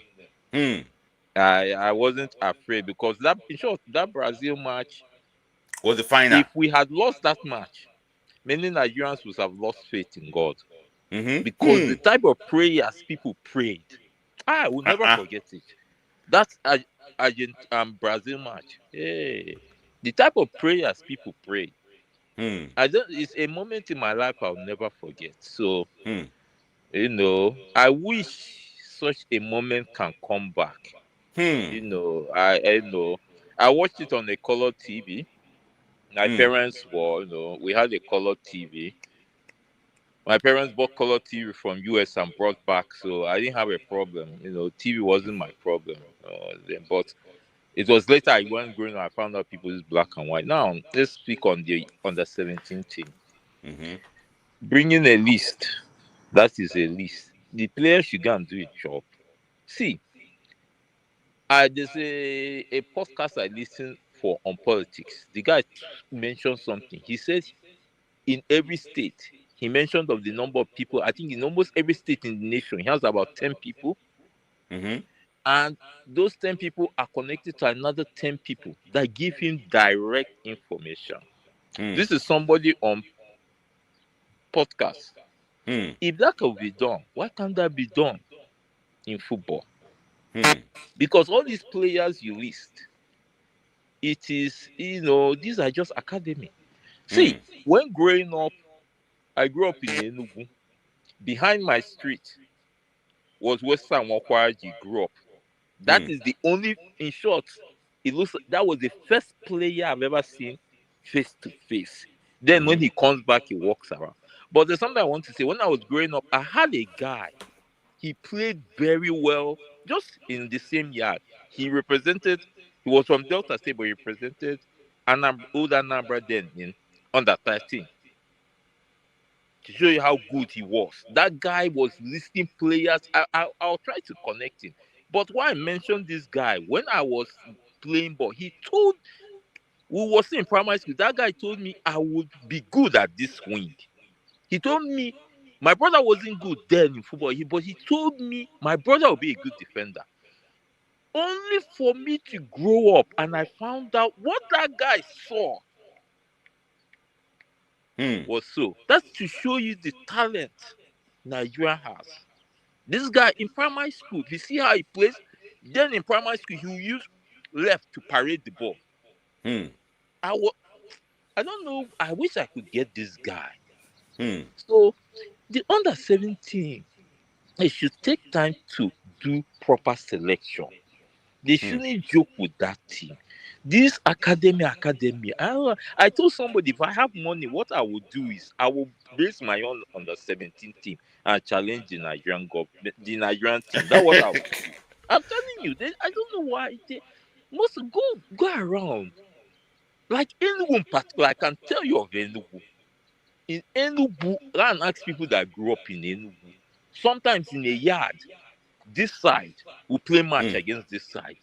You may move on, may get to a field. You see another group of people. You say, this is how we're doing it. Hmm. Hmm. And that increased level of competition. I spoke Hmm. with somebody in my primary school because we have a primary school. He played football at a high level, and I'm not surprised because I remember Yeah. how he was playing in primary school. So and the thing you said is not that I'm against what you said. Go to Enugu or where Delta I'm Yeah, not they don't against scout in that you area. I don't know get the one reason of the why. best set of players. I know what I am saying. I grew up in Enugu. It's not Gokon. So, but the main thing now, the coach, he has to make sure the team qualifies. He has to pick the best players. How can it be for 2 consecutive times? Now they're hosting it yearly. We can't qualify for AFCON. And we are the best team in the world with the highest history. What kind of nonsense is that? So the We coach can't even should go qualify and... again. Now for the Falcons, what Zizu Yeah. said is true. The worst thing they will do is to lose to Cameroon, because that playoff will be tougher than ever. Yes, There's a it will be tougher potential of than Morocco. Cameroon. Yeah, there's a potential of Morocco or South Africa being in that playoff. No, it's the loser between Morocco and South Africa will play. Yes, that's what I said. Now, Algeria is also good, and what they're playing against Ivory Coast. So in short, this is the toughest pairings in the WAFCON I've ever seen. So that playoff, my advice, they should do everything possible. I'm not afraid of Cameroon that much, but when Ife mentioned that we played against home base, I'm worried. And we lost to the home base team. We lost to them first. So this is not a joke. And the NFF should know that what they're doing in this competition, they should have a project of how they're going to do it in the future. Because let me tell you, if there's a WAFCON for home-based female team, Nigeria may not do well though. With what I'm seeing. Yeah, I don't think so. We may not go far. We've not won the Champions League before Yeah, now. I said the day NFA, I will give them a password. Let them qualify for the final of that female African Champions League. Just the final. That's what I need. Not winning it. Because if a country like Ghana, Ivory Coast could qualify for the finals, hey, then what is Nigeria doing? Edo Queens will go there, they will beat them out. In fact, sometimes we don't even qualify from the West African zone. Last time around, we didn't qualify from the West African zone. Bayelsa lost. Or FF has a terrible problem. Then for the under 20, yes, they're in the final, but the team still needs a level of reshuffling. One of Nigeria's biggest problem is they don't feel the right players. We have very good players, but for them to bring out these players, you guys start bringing other players, maybe because they paid money or they love it their way. It's not helping our football. Nigeria is very talented. Even upon that, we still move far. They move, let me use the word relatively, because this under 20 team. Let me say something. The excuse the coach gave was that the players that he selected, about 6 or 7 of them got snapped up by European teams before they went to this waffle. One boy from Sporting Lagos, Sheun Akanji, he's strong, took the boy to Norway. Angelo Agbeloye, left-footed winger, Swan Sweden Club, took the boy away. One boy from Sporting Lagos. He said the boy, is he from Sporting Lagos or something? The boy is now in Portugal. Was not in France with Reims or so, a defender. So it's like the best among them have been picked up by the European clubs even before they kick the first ball. And I'm also and there's one boy they picked. The boy is called Brahima. The boy is a naturalized Nigerian. He's from Gambia. I don't know because I know Gambia is giving us problem on that boy. So the boy is a very good player. They will not be able to feed the boy. Yes, the boy is a very good player. Okay, it's now time for NFF to do their homework. If they want that player, they have to know how they'll persuade that player. But the boy have a Nigerian passport. I don't know why you are scared to play him. NFF should know these countries don't like us. They will go up. It's just like this Chomo Okafor. If Malawi qualifies for the World Cup, I would advise the lady to go there. If she get Mm-hmm. Nigerian passport, make she dump her. I'm telling you, Mm-hmm. I don't see why that lady was not featured in that last one because I believe she still has the chance to play for Malawi because Nigeria didn't cap her. Yeah, I yeah. thought, There was issue there that she was in the camp of the under 16 Malawi team before. mm, So I don't, the NFF. I'm not sure they processed the clearance. Maybe the guy did not play any official game with Malawi, but we know that the guy got a passport.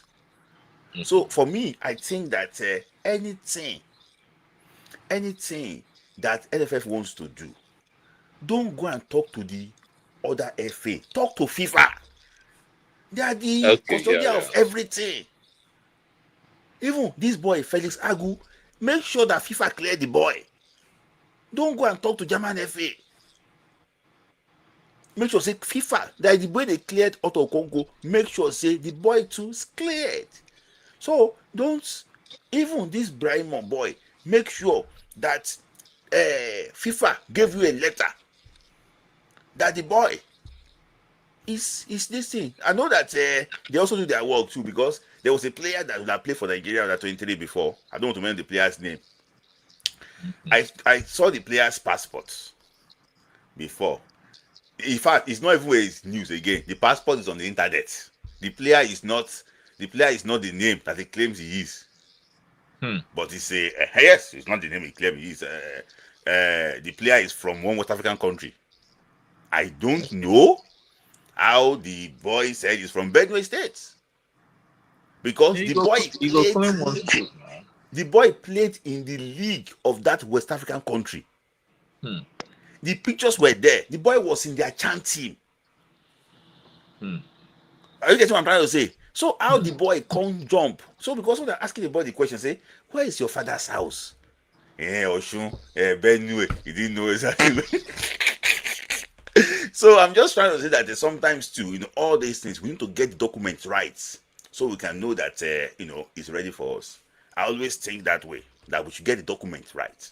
Yeah, you spoke So well. That is what. any final thought from you, from that, before time's ready. Okay, my final thoughts is my mind is in the on that the female team and on the 20 team making Mm, us proud. The yeah. NFF should do everything to see that these people. In short, the under 21 is settled because they are qualified for the under 20 WAFO. This the female team. They should make sure they put them in the right set of mind because Cameroon, the only way Cameroon can defeat us if we're not in the right set of mind. I Mm, have looked at Nigeria. In short, what Collins Udo said is true. He said in this WAFCON, there's no team that can match us player for player. In this WAFCON, no mm-hmm. team can match us. But tactics is the But problem. the tactics is Is the a problem. Okay, problem. let me put you on the spot quickly, Professor, before I let you go. If Okay. you should pick a team that is more likely to do well on Sunday, is it the under 20 or the Falcons? To me, I see the under 20 winning. I think they're playing against Buchan first. I see them revenging. Yeah. But I see Okay. both of them winning. I Mm-hmm. see both of them winning, but I think the under 20 will do better. Oh, thank you, That's my Professor. Thank you for your time. Thank you. okay. Thank you for your time. Always nice to hear from Professor. Historians, our resident historians. So let me hear from you, Okay. Yusuf. Okay. Thank you for having me. Any outing today? No. It was Friday, so the day is still bright here. So, Okay. let me start from the Afcon going on, and I think for the Falcon, they should be able to grant results against Cameroon, irrespective of how the match will go. I think in one way or the other, there's a way we may also play poorly as usual, and still get that probably one goal. Then everything ends by a Leon goal. I think we should be able to get that the victory going into the semi-final game. But if I were to do, I'm not coach anyway. I think I would prefer the coach to drop the main, because I observed that even in our first two games where we actually struggled defensively, she caused one of the goals. So we all blame Shanata for those 3 goals that we considered against Malawi. If you observe the second goal, I think there's a Yeah, lack of communication between her and that pass. Chiamaga. She Yeah. should have. I don't know how good they couldn't What are the communicate. pass? If that ball is keeper's ball or defender's ball, until the Yeah. ball passed through up front and the Malawi lady actually got the ball. So I think, and sometimes I can see some lapses in hold on play at the back, kind of mistakes, and that was what actually happened in the second match too. So I think Yeah. the coach should. I think we are doing better now without her. And no disrespect to her. I think we are doing better without her. The coach should try and utilize the player we have now for defense. At least it's working for us. Then I think if I were the coach anyway, I would drop him. But Echigine and the like should return to the team. Yeah. Then our team, those guys that coach has been dropping, I think he now realized that we need those players that can put flair. Like the guy Rinsola who got the woman of the match on that day. I Very think good player. not on that. I even thought maybe she was injured or she was not fit, not knowing that I don't know what the coach saw why she didn't start using the game. Even I don't know why this game has not been playing too. Esther Okonkwo, maybe because of I think she played the first game, and maybe that was the reason why she had to drop her. This time around, we need our player who have footwork, who can use the ball very well. Though Cameroon game is going to be a physical game, I think Nigeria should be able to get results. Though it's not going to be another. It's going to be another game that everybody will complain, no doubt. But we're going to complain about. For the golden eaglet, see, that is why it's when we are choosing coaches, it's not always about. Sometimes we claim, let's have a young coach in the age, and now we've got a younger coach in the team now, and it's like what we have repeatedly got from the old coach that we had higher in the past is what we are having now. Because we assume that a younger coach should be agile, to do what we have clamored for, scout all over the country. In fact, I read something on online recently, even on YouTube, one of the past Nigerian players, even Osimhen interview too, when they were having a camp that he had to travel from Lagos to Abuja. So if he had not got money or someone assisted him, then that's how the channel will have. They give him transport to travel. So it will have wasted. So I think we should make things easy for them, like what the last man said. So if you go to all those rural areas, we have raw talent there. We have raw talent there. They are not even playing on the league. Yes, so everything about the league. So we have very raw talent there. And with that, the league that they said that is out now, he probably just has some new players to it. And if we want to go by what we saw at that invitational tournament, I'm afraid we might not go anywhere again. Probably we're missing another World Cup again. I just hope that since we get better. And other 20, I think they are playing the same day, Saturday or Sunday. Sunday. This time they should take revenge against Burkina Faso. Sincerely speaking, the match I watched, I don't know. Like I said, I don't know how Burkina Faso got their 2 goals, but I think they played better on that match on that day. Second half was. Yes, I saw them tapping the ball, but they couldn't break the Burkina Faso because they had kind of this low blocking. Burkina Faso, so they couldn't grind the results against them. And for the 1996 Olympic, this week when I saw the highlights on YouTube, on social media, NFF, and then it seems that we are really we are getting. Would I say we are getting old, or we are even older? Because I remember one of the highlights was that I watched all Nigerian matches live on TV. Yeah. Yes, because 2 games were played on normal day when we are not slept. The semi-final, because our first match was against Hungary, at 2 a.m. Then we play Mexico, we play Japan. We play Japan. I think we get a 3-0. Kosha scored there, and penalty. So all those matches were playing middle of the night, but that's final too. It was played around 8 p.m. It rained in Lagos on that day. I remember that at the time they took the lights, so I had to go to another street. Though I was young that I think I should be around 12 years old. Yeah, just into about to enter GSS. Yes, but I had a man there in our house who's also a sport or football enthusiast who will come to wake me up for those 2 a.m. matches. So when there was no lights, we go to the next house. There's another man too. So he will use this, this car battery to watch to watch black and white TV. Yeah. So when there was no light, yes, the generator was not rampant at that time. Yes, but we have black and white TV. Even we had black and white TV, but when there was no lights, then the man will use black and white. Battery, vehicle battery to power the TV and we watch it. So it was a good experience. Even that semi-final when we were leading 3, we were losing 3-1. Everyone has gone to sleep. Even the man that used to come to wake me up, he has gone to his room to him. But myself, we had the light on that day, so we were watching it on our room. So myself, I was on the bed. But because of football, my mind was still there, even though I know that we are losing this match.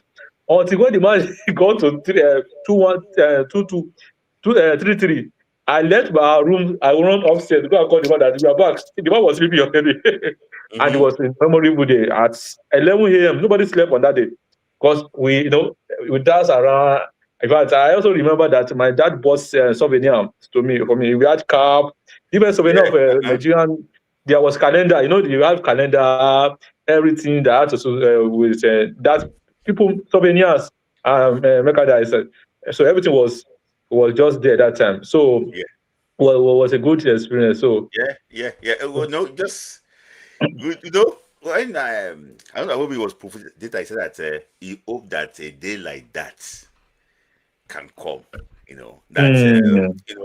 because the whole country united against the whole country came together then. Even there was a music video that when Nigeria beat Brazil, oh, Bebeto come they cry. It was a night era. In fact, Jim Ugodo was the prime minister at that time. So he came to that match. So in fact, it was so good. Hey, that Nigeria Brazil game. I remember then that when after 3-1, okay, everybody go and win, and you go to bed, go and win and you go to bed because so suddenly I just go. It seems like we not go to bed. So that night I remember that people brought out drum. Yes, throughout the night, nobody slept. Yes, I was ready to get nobody in the middle of the night. It was like, I was like, is it thief that is, it was so, I think, going into that match, if you recall, going into that match, Brazil were more confident than Nigeria because I remember how we find out that match. Nigeria was just felt like someone who was money. We had played in the group stage, they beat us. It was lucky goal. Yes. Mm-hmm. Because I think someone blew out from outside. From my own perspective, I thought someone blew from outside. Everybody just stand still. And Ronaldo had the ball in his leg. I just shoot the ball. Before the ball went into the net. The more could have headed. I think we had the chance to equalize that day. Amokachi, yes. We had the chance to equalize, but actually didn't utilize those chances. So going into that semi-final, we know that, no, this is Brazil. But I think everybody was on the same level at that time. Mm-hmm.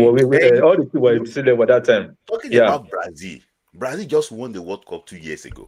Yes. So, and they're coming with Bebeto that won the World Cup. Bebeto. So, Ronaldo was at the peak at that time. Ronaldo. I think they didn't have Romario in the Olympics, but they have Dunga. Was Dunga there? I think Dunga was there. Mm-hmm. But they didn't have Romario. It was Romario, Bebeto, Dunga. In 1994, Romario, Bebeto, the tribe on the hand. Romario, Bebeto, Dunga. They didn't have Romario, but they had Rivaldo. Yeah, you have all of them. In fact, I remember we have Kingsley Obieku. Those ones they cannot even start. Kingsley Obieku was in that team. Fatuti.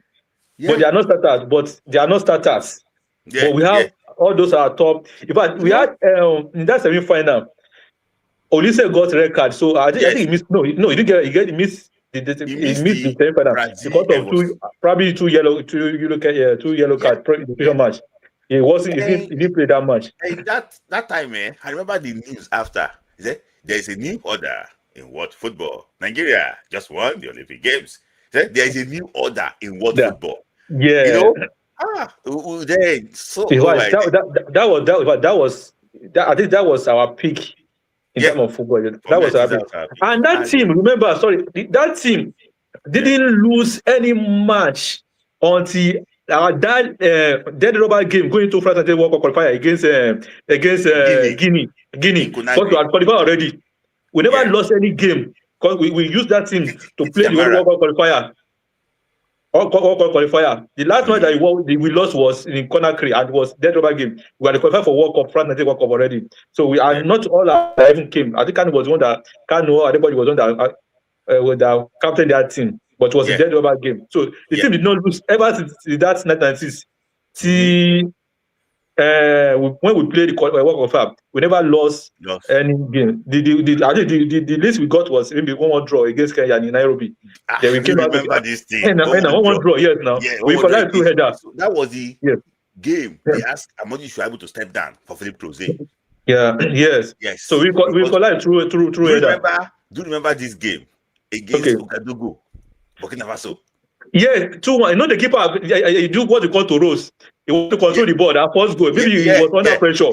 yeah. Before the game, the team Yes. at the Burkina Faso buried the head of monkey on the pitch. Yes, yes. All those things. So, But yeah. that was the first match I noticed. Ikeshurumu. Yeah. It was I brought remember, on that match. Yes, yeah. You know, I yes. remember the home game against Guinea. Yeah, 2-1. Amakachi and Olise. Mm-hmm. Yes, Olise play. Yeah, I think Amakachi and Olise. Yes, they scored the two goals for us. Yes. Yeah. And Ntisi Karama just got the one goal. I remember we were believing in the Super Eagles. We shouldn't have allowed them to score that long goal because we went to war before this Karama put one back for them. So it was a nice experience going to Yeah. going to that World Cup qualifier in 1997. Yes. All right. Thank you, Yusuf, for your time. Thank you. All right. Thank you. Yeah, guys. All right. Yeah. So I don't know. Before I bring Salamso on, let me just bring Salamso. I'll be see you and this. Let me just greet you on quickly. I'll have Salamso and Tayo next, but Salamso camera is on. So let me hear from you quickly. Good morning, Mr. Sinclair. How are you doing today? Yeah, good morning. Yeah. First of all, that Olympic final was my birthday. That was my birthday. So that's the major Olympic victory. That's my birthday. So, and I watched the match in my house in Ojota. I was 13 years old then. So I remember the same time against Brazil. I watched the match alone in my room. But I don't think I could not sleep because I'd be like back and go to my game and I won the game. I watched match live. It was the good experience for that time. So that's Nigeria peak. That team supposed to go to Nations Cup in South Africa that year. Because of Abacha, they don't go to Nations Cup that year. Yeah. So it was the great the other was great for me. That's about that. That's about that.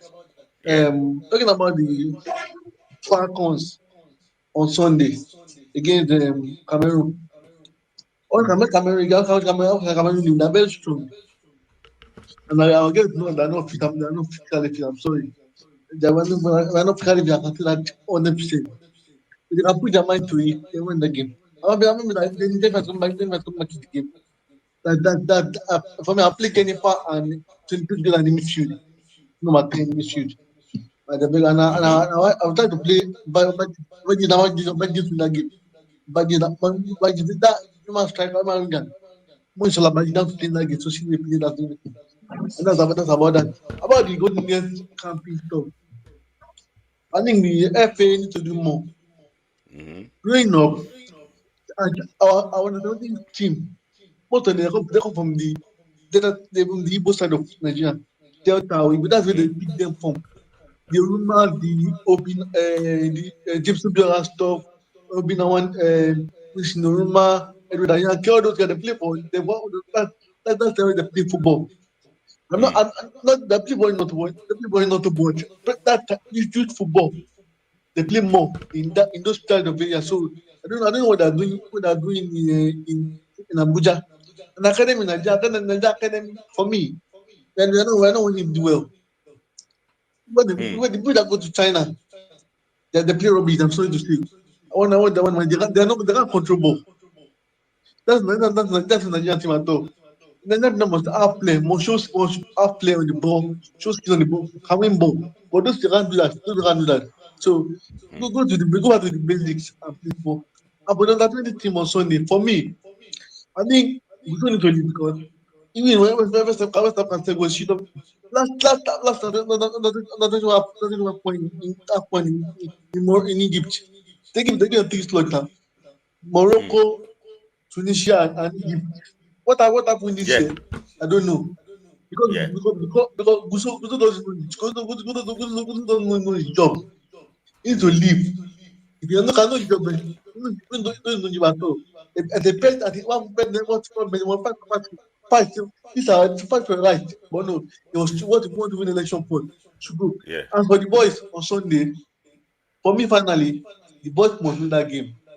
Yeah. If they don't win, that's the end of their career. Yeah. On yesterday, Madi signed the money for money for 120 million pounds from the only play for put under 20 team Yeah. 5 years ago. Under 20 Under for Cote d'Ivoire. 17. When I done yes for Cote d'Ivoire 5 years ago, I remember that 5 years ago. Yeah. The boy that Cote d'Ivoire that bit on Thursday. Also, they still play Europe, play for better company Yeah. because they have structure and they have pathways to them. But Nigerian team no pathway. If you are lost game on Sunday, your career is over. Yeah. That's the possibility. They must win that game for themselves and for their career. Yeah. Or some of them end up playing ideally when they play, but most of them they don't win on Sunday. They are done for. So that's for career. So finally, what needed about Elisha contract situation? No updates now.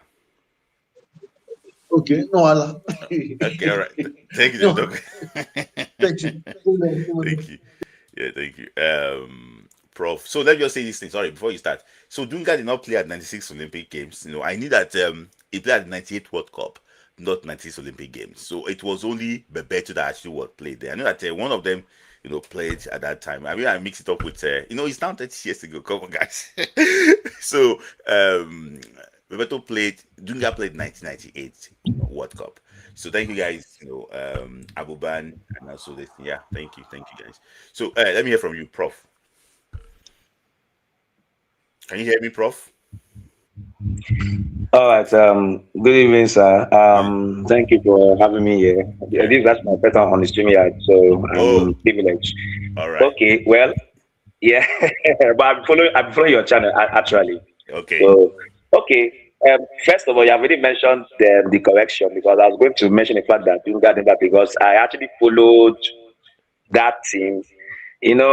When I look at that August 3, 1996, I mean, I could remember, although coincidentally, my dad of blessed memory was an ardent Nigerian footballer, and he followed the Nigerian team. He would tell me stories of how Nigeria was so good in the 80s, in the 70s, and 60s.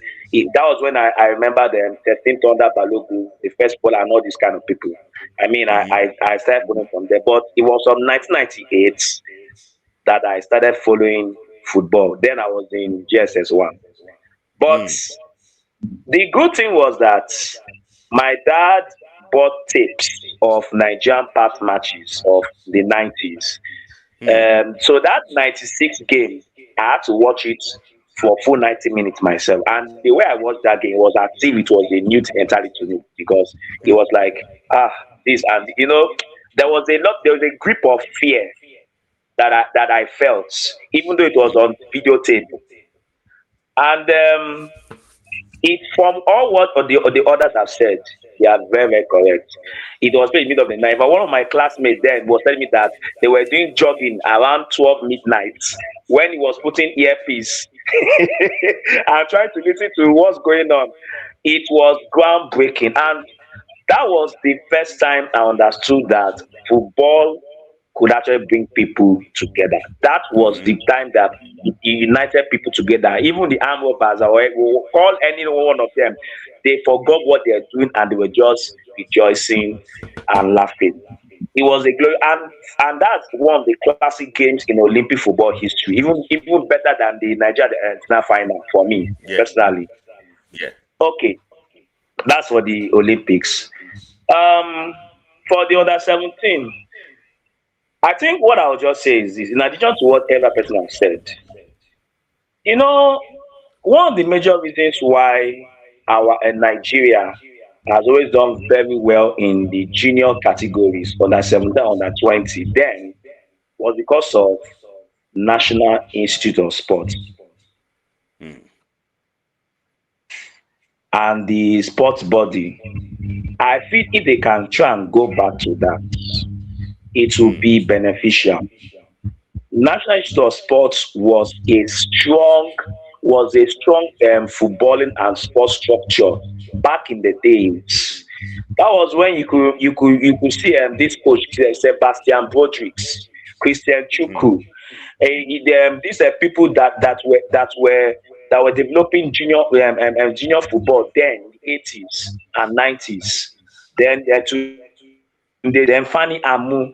Oh, I can just mention many as possible that were in the national. All of them came from the National Institute of Sports, and it was because of that they were able to discover raw talent. Not just. And there was not like the academy that time. Now the academy was just all the National Institute of Sports then.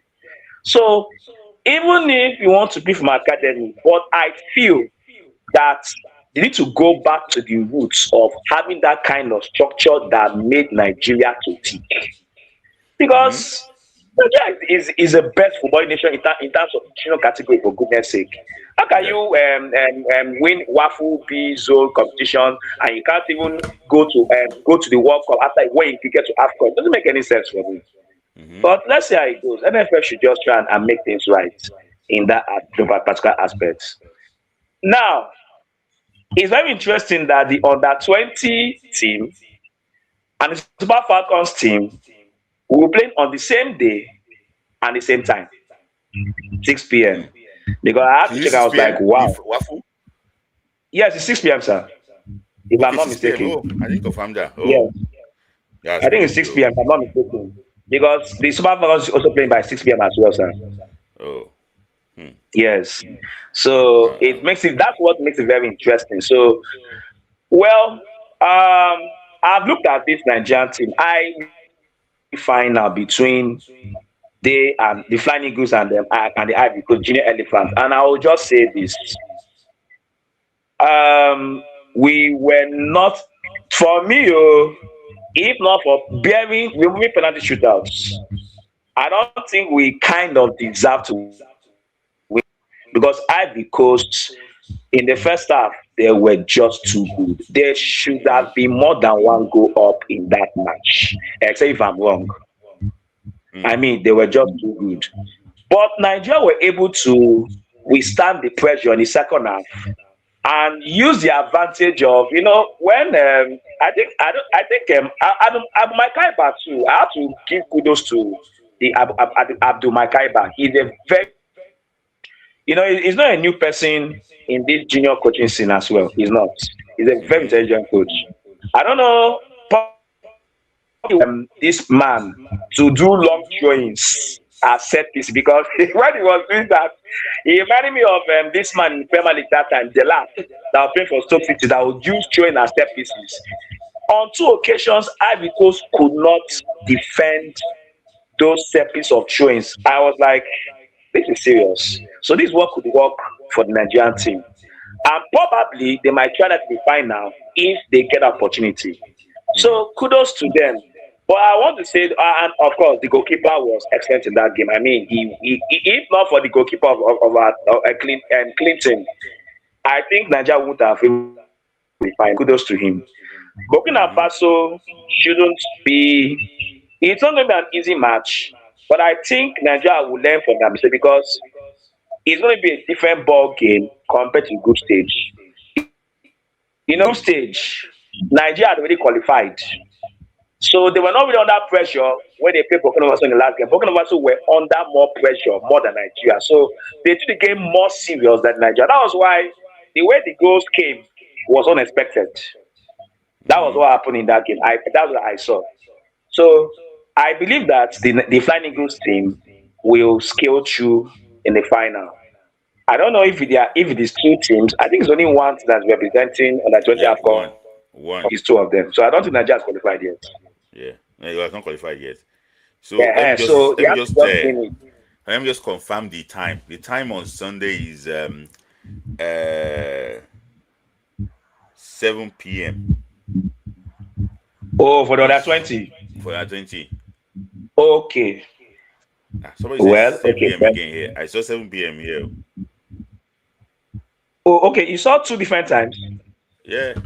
Somebody said it's 3 p.m. Yeah, Nigerian time. But it's 7 p.m. 3 p.m. Yeah? I know it's evening time. It's not 3 p.m. If it's 7 p.m., fine. That means but it's still in between. Yeah, Well, all the it's same. 7 p.m. / 8 p.m. I don't know. Whoa. Okay. So, Well, whichever way. Okay. Whichever way. So they should scale through against Burkina Faso in the final. Now, I feel let's look at the WAFCON. I have to say this. Fast, So, so I can bring people on. Yeah. Okay, sir. No, be fast, so we can be able to. Okay, yes. Yeah. Okay, so concerning the WAFCON, yes, I know a lot of people have had a lot of things to say about Justin Madugu. But let's remind ourselves of something. These are Super Falcons were not given friendly matches to play, except for the one that they played the two tiebreaker against Cameroon and Senegal, which was long distance ago or something. And Madugu didn't really have enough time to try and see how he can be able to test the players again. Then Plumter, that would have gone, was injured. So he had no other person to play that left back position. That was why I can understand he was in Alozie in that position, even though it was not making sense, really. But I can understand why he was doing that. Even though it was risky, because the other two people that would have deputized for Plumter were not really living up to the expectation. But then, I think with what is going on now, I feel Alozie should go back to that right wing position so that someone like I think is it Oladipo or somebody else should play the left back. Then, because it will be a physical game on Sunday, I would suggest if he can use two defensive midfielders. Okay. Based on that. I also agree with you. Okay. Yes, based on that, it's a physical game. Yeah. And Cameroon are not so fantastic for me because they will only be depending on their defense. They don't have they are not so good in the attack. They are only dependent on their defense. Nigeria will really pounce them when it comes to goals. Above all, Nigeria for the victory. All right. Thank you, Prof. Thank you, Prof, for your time. Thank you. I really appreciate it. Thank you for your time. Thank you. Nice to see you. Me for the first time. Thanks to see you. Thank you. So I have Tayo Asalam. So next, then Ombu. I don't see Uche again though. Ombu, Uche, and I just will come last. Are you ready today? Are you ready? Are you ready? Today is a lot tougher. But you guys are saying 6 I don't know the time. See, this one for one of the most so don't communicate. Yes. Smith. I'm Ogun. Yeah. So you also bought Sharp TV. Sharp was the best then. Of course. In fact, I still have it. I already said I'm going to put it in a museum or somewhere. Yes, honestly, maybe I'm going to look for our own too and keep it because the thing is still working. It's just it's working. If you put it on, it's still on. These products are very good then. Yeah, it's my daddy bought it as 93 for his 40th birthday. He was using it to celebrate himself because before that time, we had this one that you open the side and you search VHF. You have like 8 channels on the side, then you have to roll until you get NTA 5, NTA 10. Yeah, I know that one too. Like that. So when you want to change up, press pam, and then you get your channel 5 is set here, channel 10 is set here. So super screen.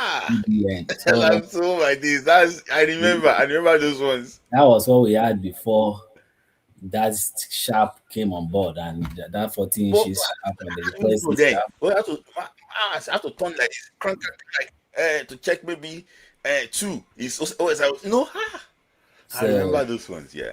that was all we had. So I watched that match in color TV and enjoyed it. But Mm-mm. In the quality. So okay, where were you then? I don't tell you where I did now until you don't dey show say you don't dey hold small small. uh, uh, uh, uh, Don't tell you uh. where I did. But that was a good I odds, was in SS1 then Yeah. because I finished 1998. So That was actually what a very very good time in Nigerian football, and I know that very what was it? mature then. Yeah. That Mm. was like a good time in Nigerian football. Yeah, it There's no doubt was about it was a time that coming from the '94 World Cup into that competition was the best of Nigerian football. it. And that confidence took us into 1998 World Cup too, Yes. hoping that we are going to get to a magic, right? It was Mm-hmm. then the thing was started dropping in 2022. In this one, I think 28, is it 2018? Russia started Mm-hmm. playing nonsense, and anyway, everything started dropping till now. Yeah. So and that's why when we are talking about this thing, we are very passionate to see Nigeria do well Yes. because we've seen the football that was good. Hmm. That even if we are going to lose or maybe lose by maybe 1 or 2 goals, we will still see Nigeria play good football. You get? You saw? I don't know if you saw the interview of Segun Odegbami recently. Yeah, I saw that. Saw that. Yes, he picked only what this guy what is it called? Inyama Yes. ahead of the old ones. But every Yes. other ones that they were asking him, he picked the old ones. Hmm. Because those guys play good football. Hmm. What we are seeing now is a joke. Huh. I'm telling you. They said Yekini Osimhen. No disregard to what Osimhen is playing. But Yekini will take you one-on-one. He has good shots. He has good stamina on the ball. He gave us confidence that we have a striker. You get? So again, I don't know how people are seeing it nowadays. Fine. But what I saw before was far, far better than what we have now. No disrespect to what they are playing now. They Hmm. are playing good football. We are watching it against the set. Everything is dropping. Even the teams we are playing against now, they are not as good as the ones we had before. You think so? Of course, you want to compare the Italy of those days of Bebeto, the Brazil, Bebeto, the Cola, Maldini, But the Carlos. Costa, the Roberto Carlos. You want to compare that game with what we have now? No, Ah. now. You want to compare Okay. the Liverpool of Steven Gerrard with what we have now? Okay. So let me ask you this question then. Do you think that it's a general thing, not a Nigerian thing at all? Of course, that's why I said the game of those people that we are playing against too have dropped. So it's a general football thing. It's not saying only Nigeria. The quality has dropped. The Real Madrid of back then, it's a star-studded team. Mm-hmm. It's like you know that you are a very good player for you to even get for Madrid to even buy you. But Now but you see but I want to players ask you a that question. are You know not that at there was par. something about Mike and Nwosu. He was Yes. mentioning that if Nwosu had played in '94, that he was a more better player than Mikel. what we have now. Do you think it's like a disrespect to what Mikel did achieve? Well, he said something. Even when he was saying that, he said Okocha is still the best. Yes, he's always You know, the best. so Yes, Owosu came before Okocha, and then after that we have Mikel. So okay. it's not that he's saying that Owosu just picking the old. Mm-hmm. He was able to identify that Okocha one-on-one, the guy is good. So against a Mikel, that's for me too. I will pick those guys against Mikel. Mikel was good, but after that competition that they played in Netherlands, is it? Was it in Netherlands Yeah. that he played against Messi and he became second? After that competition, the game was not as good as the way he controlled the midfield back then in that competition under 20, it wasn't as good. This guy now decided to move him. Okay, what is his name? Mourinho. Now say, okay, if you are not going forward, then maybe you can do better as a defensive midfield. It wasn't the defensive midfield in that competition. He was number 10 for us. They fight for him. They release the ball to him. He dribbles one and he throws a long pass to maybe was 07 or 11 or something. So then they now had to bring him back in Chelsea to be playing because maybe they could see that the guy was not of maybe head to head with those that are paying 10 for them that time. He was not as good as them, but he's still a very good player to stay in the team. Well, they have Lampard, they have Gerrard, they have Yes, they have Ballack too at some point and all this. So, and he did well. He stepped into the shoes of number 4, as we used to call it. He did well. So, but against the Kucha as a number 10, of course, the Kucha is a better player. Yeah, do you think that we can never assemble a team like that again? Like that team, can you ever assemble that again? I think yes. It's a yes or no, depending on who is leading the NFF. Because we know what is obtainable in this day and age, that it's about money. Yeah. Everybody is about securing their pocket. So, but if they are to do merit, go for the scouting the way it should be done, then I still believe that Nigeria is blessed enough to assemble.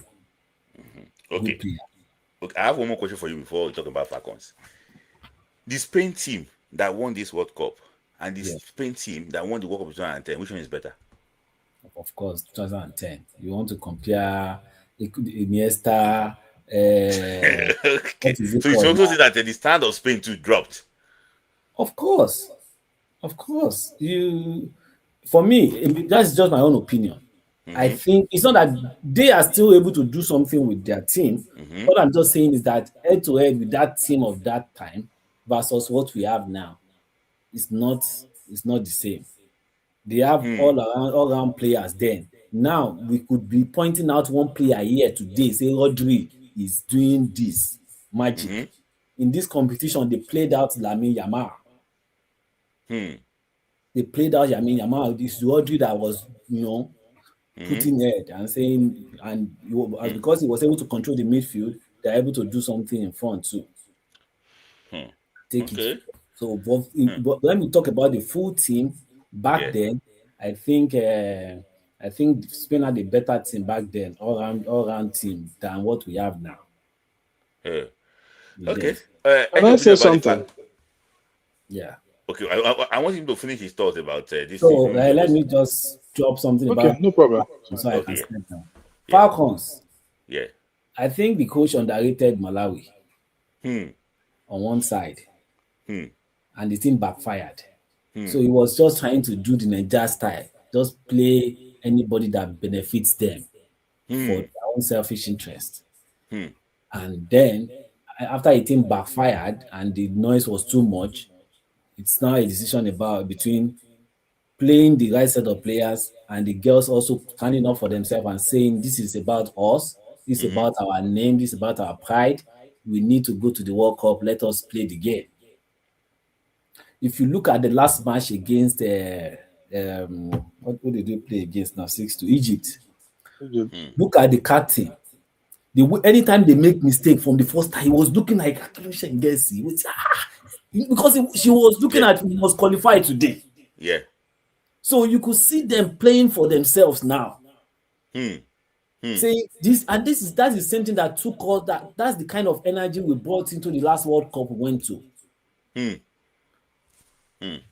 No disregard to the effort of our Igbo coach, but the girls came all out to play that World Cup.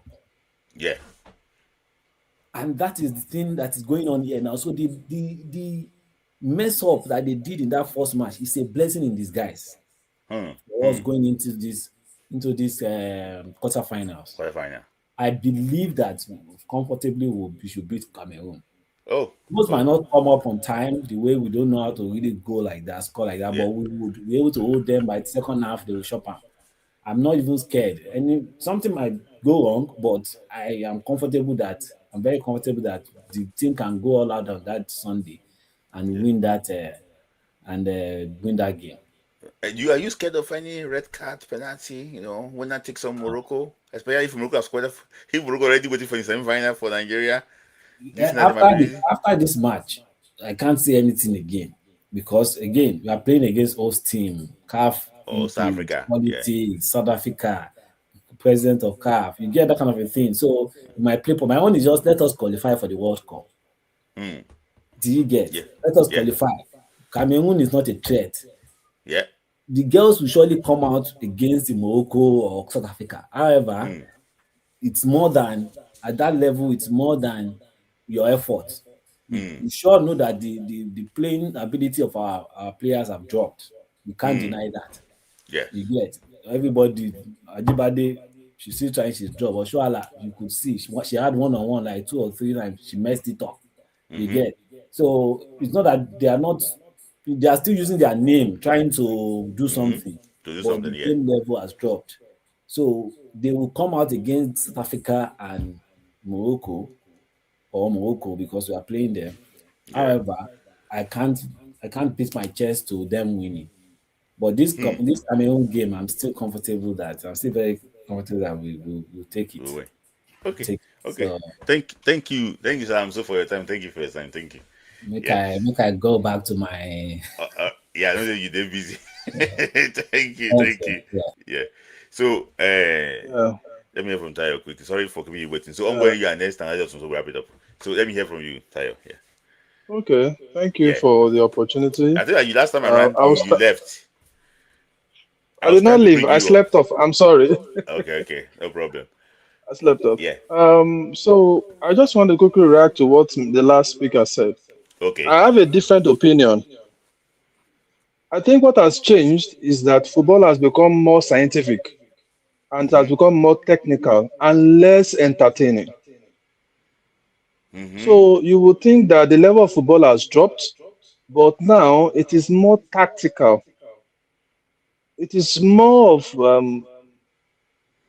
how do I put it? Something that is taught more than what is entertaining. You want to dribble 2 people, 3 people. No. Football, nobody is interested in that again, unlike before. In fact, let me tell you something.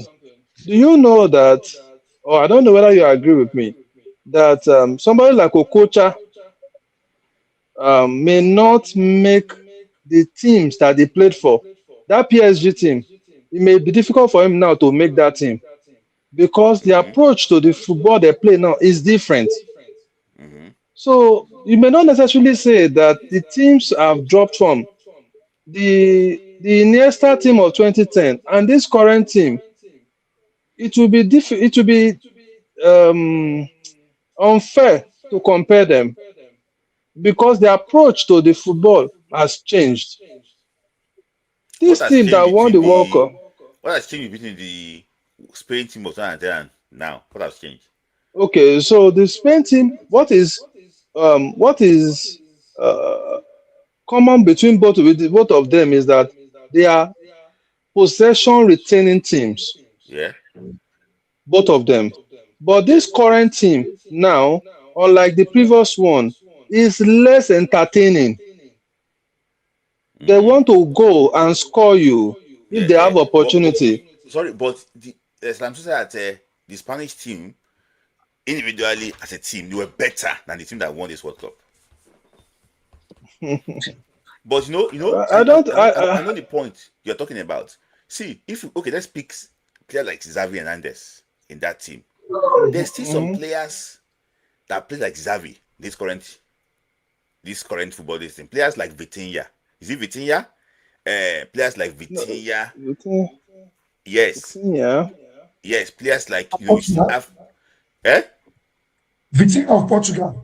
Of Portugal. That's Portugal, not. Yes. I know. I'm just trying to say that in this football, in this they still players like current state of football that plays.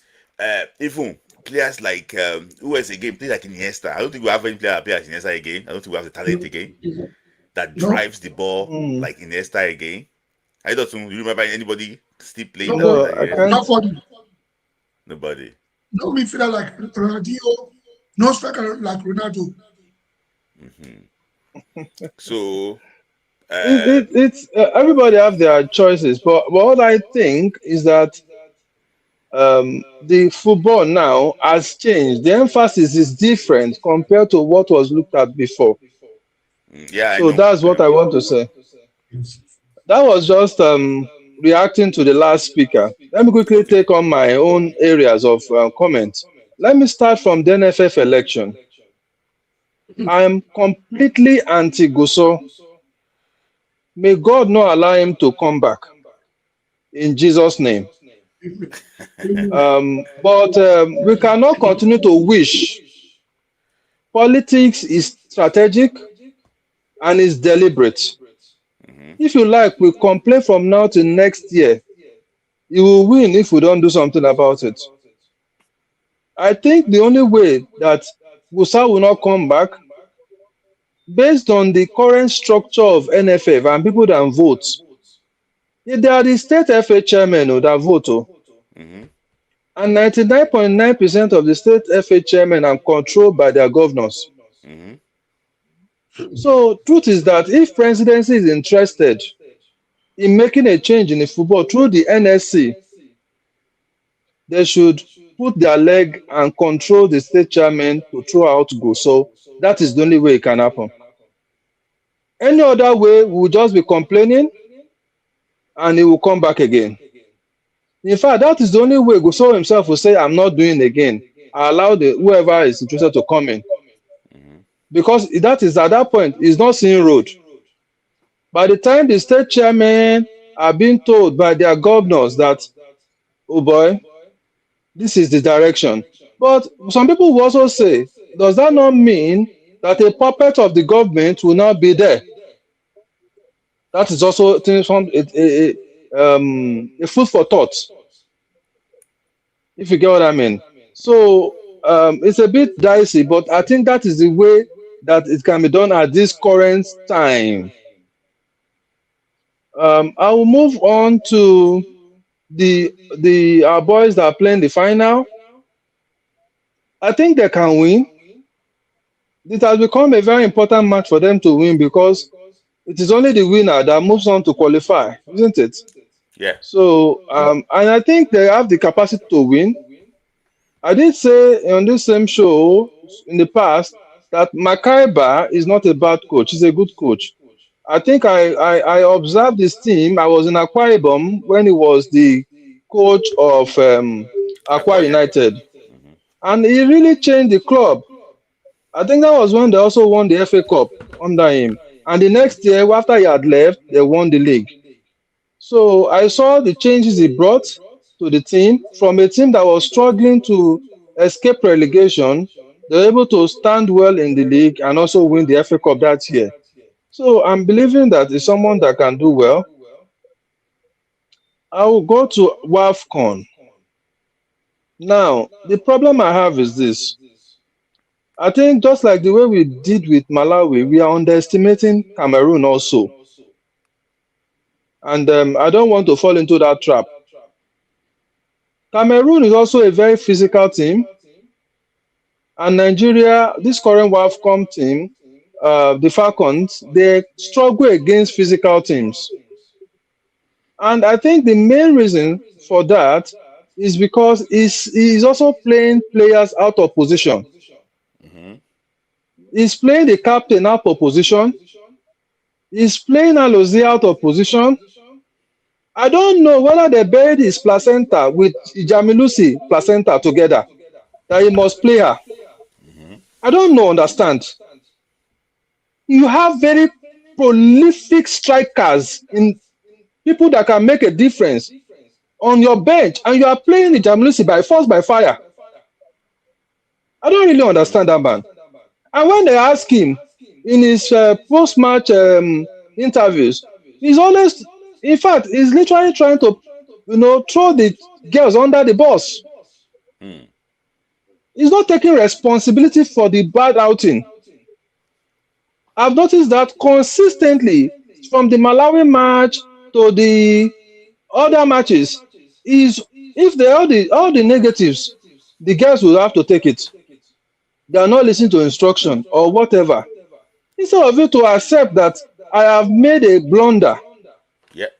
I'm hoping that Imuran will go back to play the left fullback so that the instability that we have been experiencing in that defense, because that's what's causing us to. See the goal, the third goal against in Malawi. It was out of position. They just looped the ball straight on that left side. And the next thing, Aloze was trying to run out, and the Chawinga sister just looped it over her head, and it was very embarrassing goal. Yeah, very embarrassing. Yeah. That's very embarrassing goal for a keeper in the class of Nadoze. It's very embarrassing. Amaka, now, Chiamaka, let me tell you something that I also noticed. Our defensive midfield is very poor. And passes just pass through, just goes through, vam, straight to the attack. And that puts the defense under pressure. Yeah. And we paid dearly in that first match, not starting Abiodun. Yeah. And you see that since Abiodun came in the second match and the third match, things have changed. Yeah. So Abiodun is a constant K. Me, I don't know how he's going to manage to put Echegini must be in that midfield tripod. That's why I want to look at it. Echegini, because he's one of the prolific ball carriers we got in that team. That girl knows how to play his press resistance. So if you give her the ball, she will never lose it. Ijamulusi can also always win you the ball back. I'm not talking about, sorry, oh, God forbid. Not Ijamulusi. Why is this girl name coming to my mouth again? I was talking, Abiodun is also a good ball winner there. So who is going to play as a third in that midfield is something that he needs to. And let him take Ajibade, the captain, back to the right wing. Like she's playing that girl out of position, and it's not giving her opportunity for us to enjoy her maximally. In the match against Cameroon, they are very physical defense. What I think it should do is to bring in the fast and tactical attackers. This girl, Joy Omewa, is there. She's also, Joy Omewa carries the body of this girl, our former captain. What's that from the southeast? What's her name again? Trying to remember her name. Okpanoze, yes. She has the body of Okpanoze, jam body, that's what they call it. Yes. So if they jam her, she will stand well. If we look at her, and she's also fast still.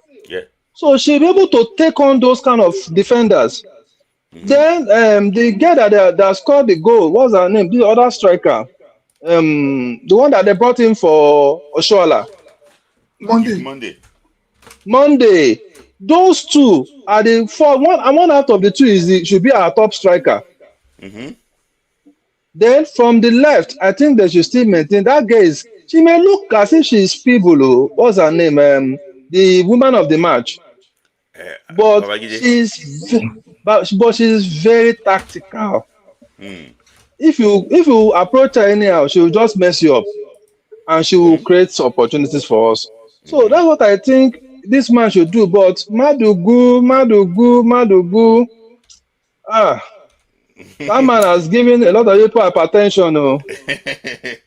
I tell you, we may probably not know, but when the game starts now, everybody will be tense.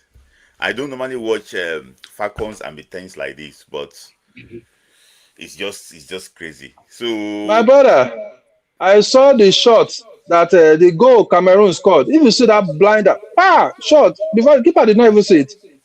Yeah, the one thing is that they are fighters. They are fighting for themselves. They're fighters. Don't give up. Let me ask you this question: where were you in 1996 when Nigeria won the Olympic gold? Fantastic. Thanks for reminding me. I wanted to say something. I was privileged to grow up in, if you know Onike Wire in Lagos. Yes, That's where I now. grew up. Not far from Yeah. So that's where Dosu Joseph grew up. Okay. Yes. I was I was in SS2 Hmm. preparing for GC. Mm-mm. So I remember that night we played Brazil. Hmm. There was no light.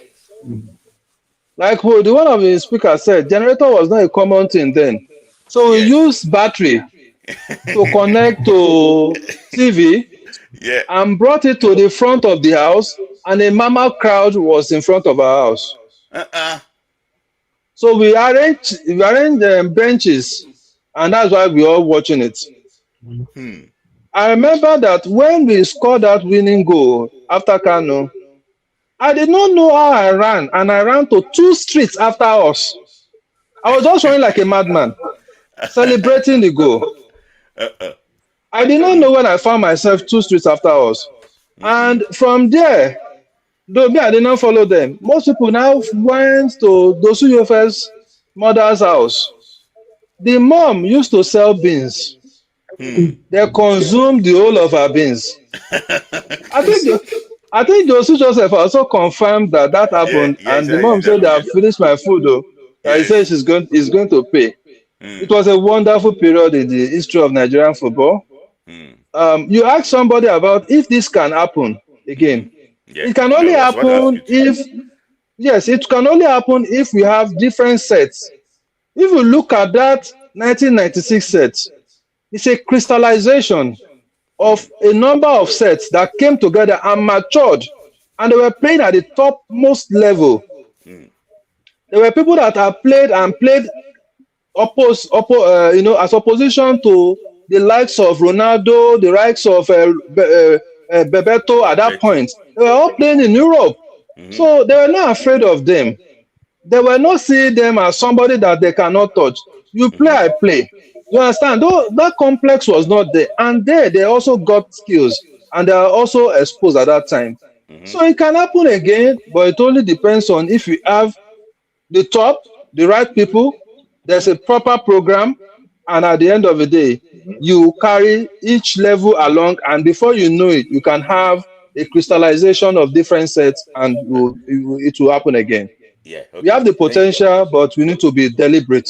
very much about it. So, Thank you let me very ask you this much. final question in 10 seconds. Do Yes. you think Nigeria was like one of the four best teams in '94 World Cup? That if you have beaten Italy that day, you have been in the semi-finals. Do you think so? So do you know that the team I feared most was the 98 set, not even the 94 set? The 98 set was even much more dangerous than the 94 set. Hmm. But like luck was against them in 94. But in 98, their undoing was being overconfident and being indisciplined. Yeah. In 94 sets, they were unlucky that goal, that 1-0, if we had gone away with it and we had beaten Italy that day, maybe, to be honest, we would have, I don't know where we could have gotten to. Yeah. This thing that Morocco got to semi-final, maybe it would have happened at that time for us too. Because So Cameroon that's it. in the quarters in the previous year, in the previous edition. The previous years, yes, they played in that is Italian 90. Italian 90, yes, Italian 90. That's Roger Miller's time. Yeah, playing the They quarters. got to the quarter final. They were defeated by England or so. England. Yes, Yeah. So that's Gary Lineker. Yeah, Gary Lineker's. just to let you know, in the history of Nigeria, we've never won a knockout game in the World Cup. No. Since that 94, we've not won any knockout game in the World Cup. No, we've not. Because the highest we've gotten to a second round. Yeah. We've not won any knockout. So that's why. Yeah. The best to have reached the second round. And we've only scored 2 goals in the knockout match. It's right. The one against Denmark and the one against Italy. Yeah. Yes. Italy won, yes. The one against Denmark, I think was it Tijani Babangida's was it a goal? Yes. And they go by Amunike against Italy. Yeah. So just like that, the record is not great. That's just that. No, it's not great. Yeah, a country like Egypt already scored 2 goals. You know, in the World Cup knockout game against Argentina, they scored 2 goals. No, our undoing is not going to this last World Cup. Smith, you don't need to compare this regime and that regime. The question you would have asked yourself is, if Nigeria play this World Cup, can we score more than 3 or 4 goals? But we did not play. Exactly what I wanted to say. Therefore, we did not play. Therefore, don't compare Egypt to 1994 set, because where is Egypt when Nigeria played 1994? You see, right? Now, let's go. Where is Keved in 1994? You see, right? So these are the things. So if we are, the thing is this: every regime have their own way. Where is Senegal in 1994? Those people are nowhere in 1994. If we are, if we are, I'm coming. They were somewhere. If they are somewhere, did they participated in 1994? 3 countries to qualify. 3 countries therefore, to qualify. Yes, so therefore, you can't blame them. Yeah, I can blame them, because you can blame Nigeria also. Because we did. Hold on, I'm coming now. I'm coming. Look at my argument. When you talk about 1994 set, now let me pull it up. When you talk about 1994 set, look at the kind of players we carry. How old are they? That is the question we need to start. Let's come over, because you don't need to start bashing them. Now, when you talk about 94, Rafai was 30 years, Aloyagu 26 years, Wilfred 27, Austin Iguavon 28, Ben Iroha 24, Stephen Keshi 32, Uche Kechukwu 26, Chidinwanu 27, Emeka Jogu, Zogu 28, Emenalo 28, Uche Okafor 26, Thomas Oliha 25, Jojo Kocha 20, Emmanuel Amunike 23, Sponjolis 19, Adepoji 23, Philip George 23, Rashidi Yekini 30, Samson Siasia 26, Daniel Amokachi 21, Ipeba 21, Efan Okoku 27. Now, when you look at them and look at Italy and look at Brazil and look at Argentina, where we are there, they were even higher than us. The Africa that represented us, where did they end? Group stage. So these are the things. So don't judge us at the moment. Yes, we did not do well in 2010 because of bad administration. We did not do well in 1998 because of bad administration again. Because if the person that handled 1994, yes. The summary of it all is, we understand that part. The summary of it all is that all these teams that you called, they are representing Nigeria. Yes. And it's going to be their name. It's just that I'm just saying it, that in the history of Nigeria, I've never won a knockout game at the World Cup, and also I've only scored 2 goals in knockout game. So it's a fact. Yes, it's okay. It's a fact. Yes, but it is not something for us to use it and say, we are not doing well. No, it's just our. For example, now, if Nigeria should win a knockout game in the next World Cup, we will say, this is the first time Nigeria will win a knockout game. They will say that. Yeah, it's okay. But please, let me really chip you something. Unwary. We are not trying to blame. We are just saying. Now, in fact, that one goal. So I just call my attention to it. No, I wasn't even thinking about that. We will not score more than 1 goal in the second round. See, unwary. Before now, it was difficult to qualify in Africa. See, Mm-hmm. the team that was supposed to qualify for Italia 90, the team that, God bless his soul, Okwachi said, Mm-hmm. you know, that team was good. That team was good. But things happened. So we are not going to say that. The only reason why we can blame this one is that, we can blame the administrators that Mm-hmm. they knew they were going to give a coach the job, and Mm-hmm. they forced the merry-go-round to Mm-hmm. give some local home-based coaches that Mm-hmm. spoils the qualification. Mm-hmm. So on that, like that's when you can blame the team. Okay, so we are not trying to say that.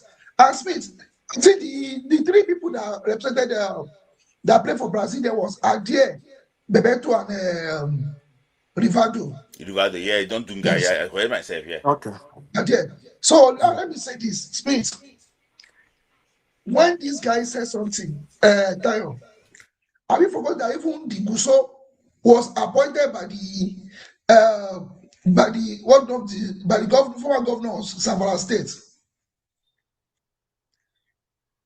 We are having this issue in our football now, humble, because the people that are heading the state FAs are being appointed by the governors. Because prior to you being the governor, I was one of those that worked for you, mobilized everything for you. And the only way to compensate me, everywhere is full now. Oh yeah,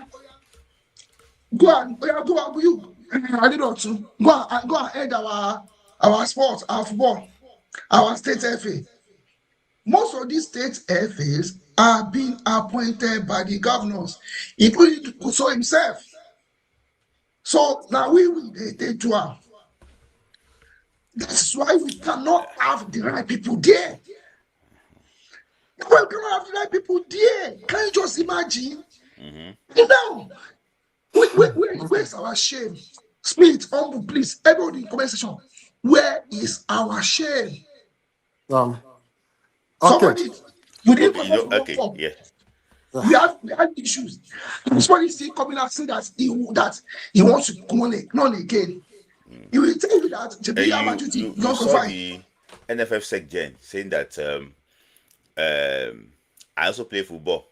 Which body did he play? Is Yeah. that means he I played think. football?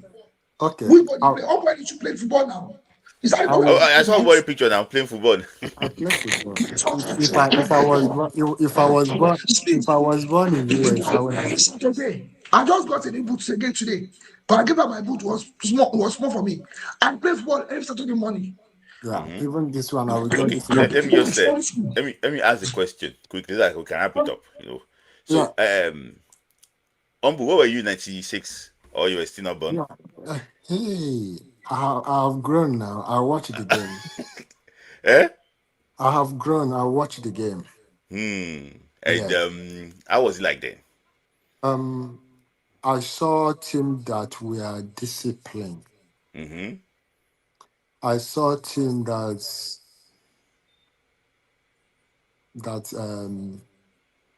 was determined to die for Nigeria. Yeah.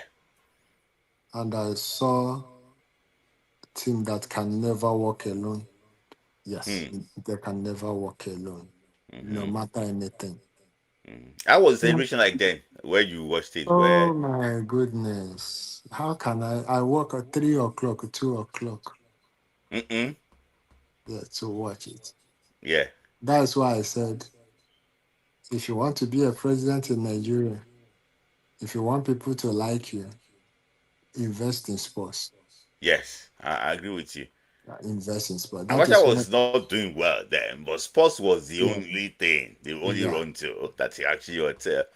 Yeah, I remember that. Because Sports was the only thing I because could run to. in Abia State now, they will remember Orji's Okalu because of For the Enyimba. Enyimba victory. Yes. Yes. It, So that thing is still there. Everybody will still remember him. And yes. yeah, I just And experience and too. I just please. Okay, sorry, mm, continue on word. and the 1996 set, right? Mm-hmm. I can see that. I think Eric Chill is trying to copy what Western Hof and this person did. But Joe. Yes, he's copying it, and that is why that don't be surprised that 6 players that will play AFCON will play the Olympic. Yeah, 6 players that play AFCON. I think Olympic will be. We have to play another 2028 before the Olympic, right? No, we. Thank you for that question. Yes, I want to see. 2028 AFCON Yeah. will be before, just like few weeks before the Olympics. Wow. Which means that he have to train them together. He have to train them together. They have to be in camp, both those that are going for AFCON and those that are going in Olympic together. Yes. Then when there will be that's a very serious. I don't know how he's going to do it. When they might even go with the people going for the AFCON to watch.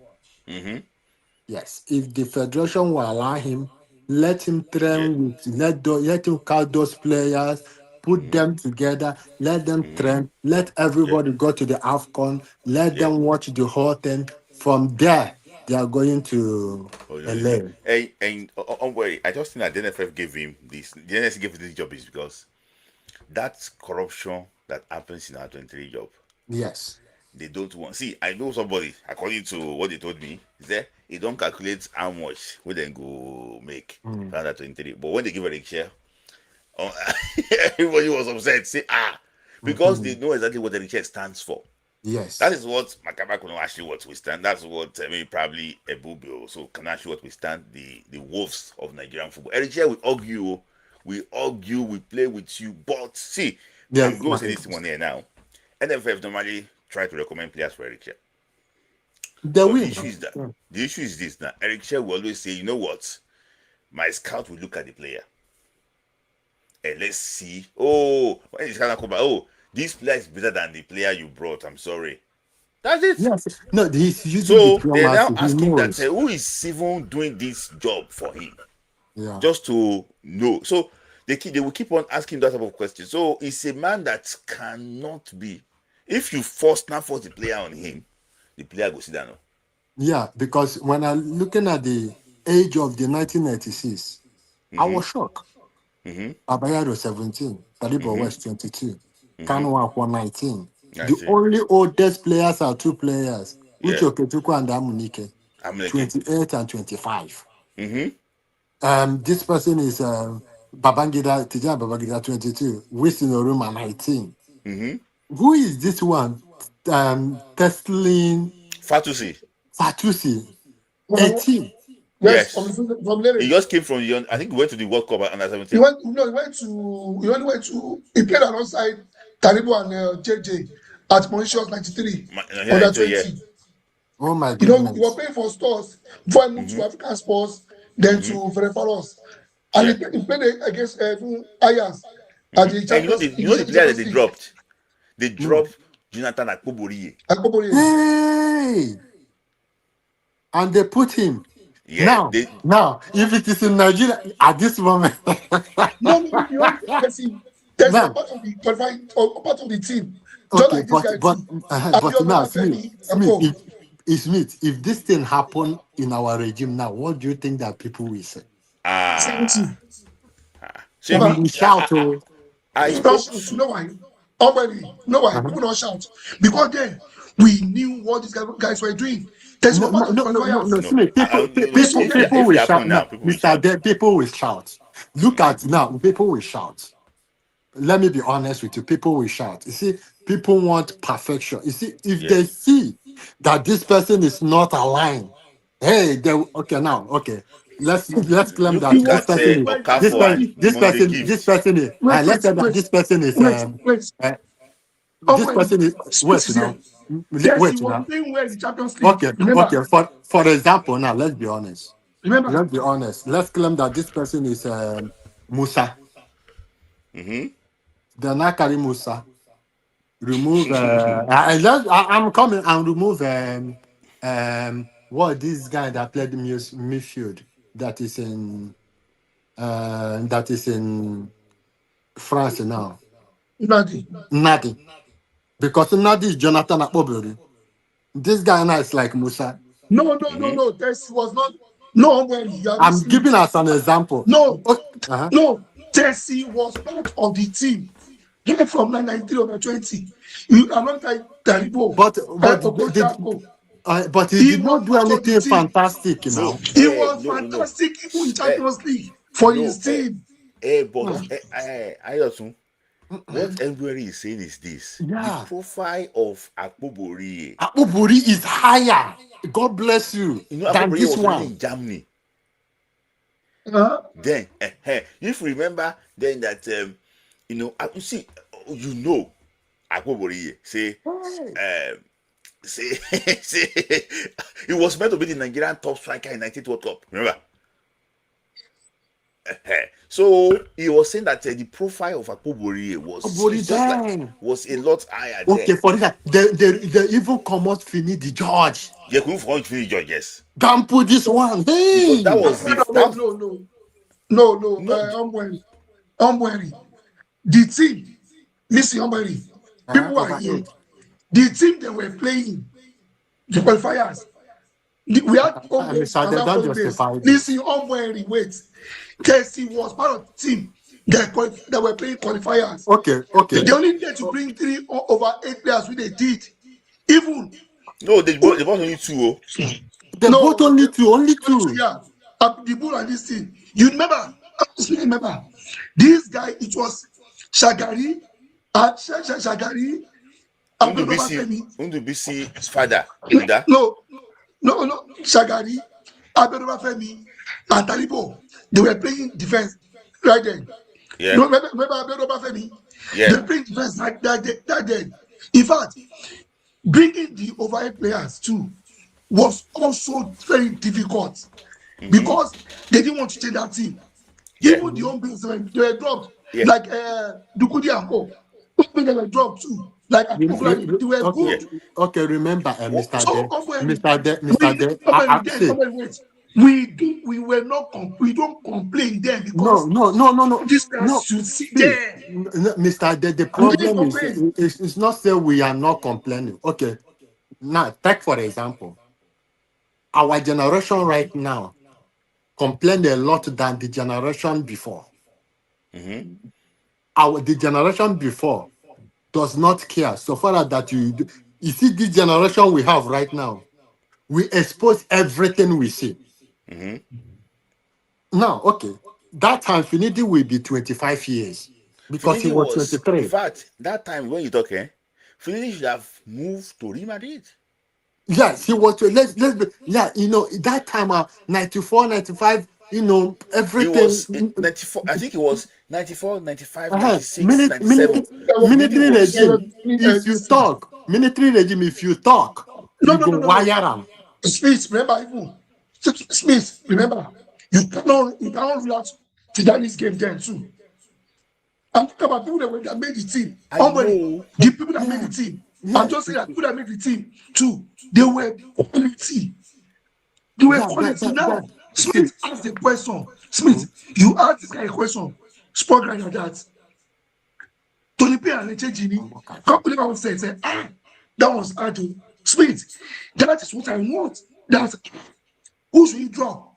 Let it be difficult for coaches to drop playing at that level. Even you know, like you won't be a coach for dropping a player because the one that is speaking is good. That what we used to have then. Smith, I just the bad court is set up. In the current Super Eagles, there is no it's gonna be hard though. Yeah. Yes.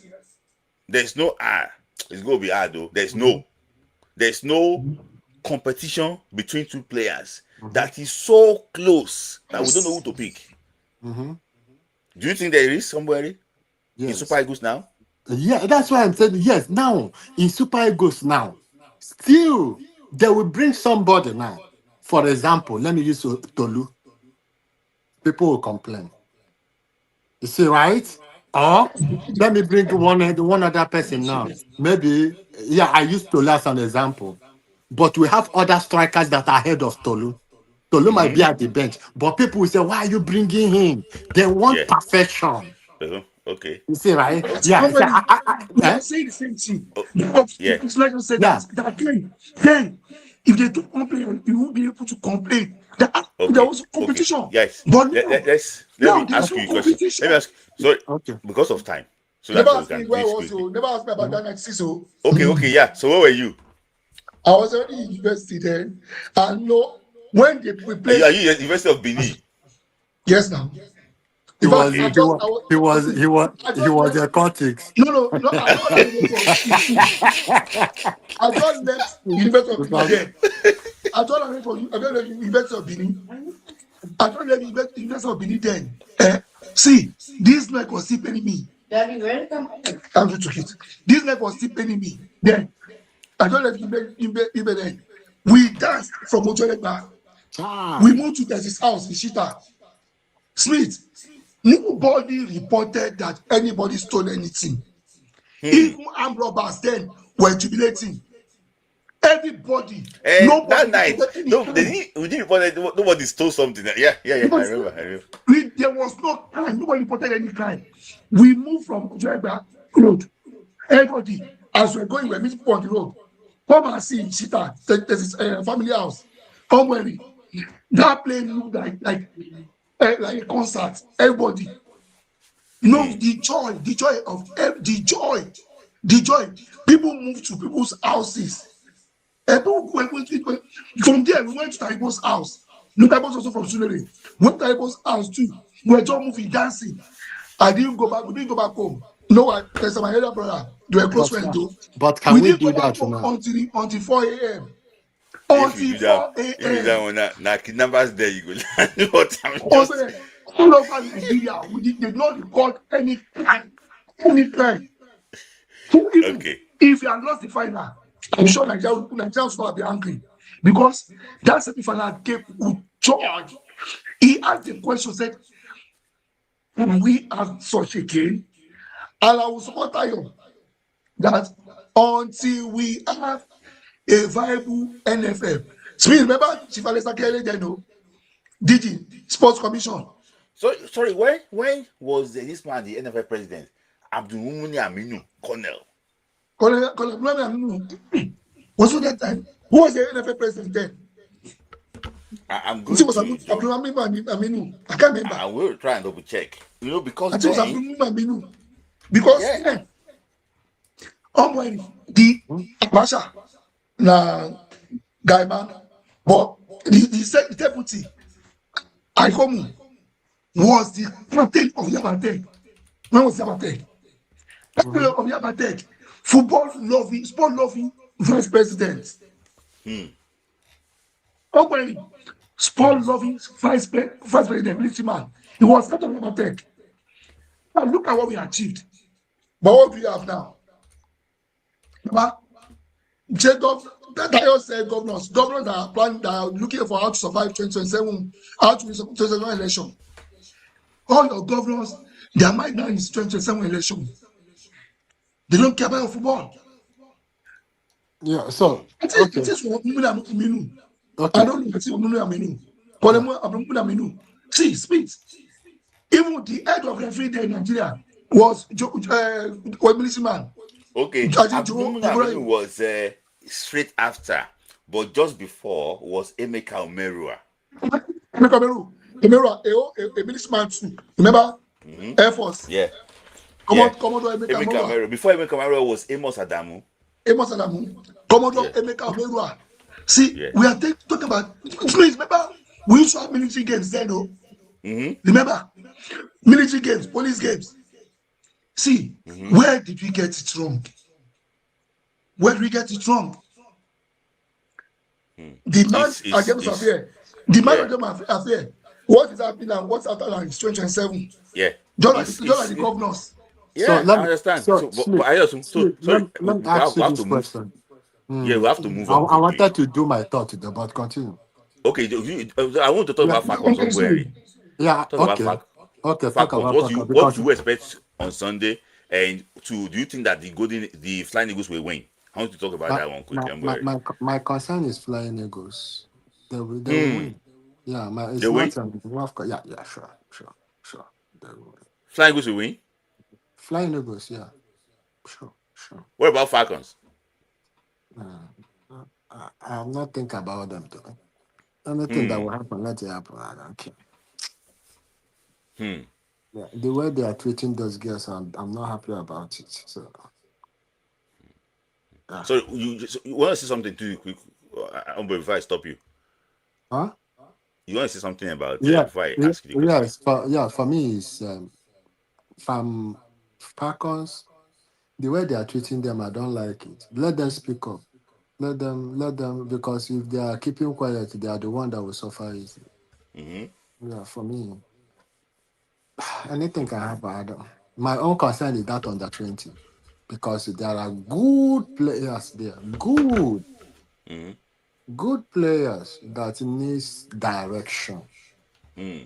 Yes. No matter anything, good players that need directions, Hmm.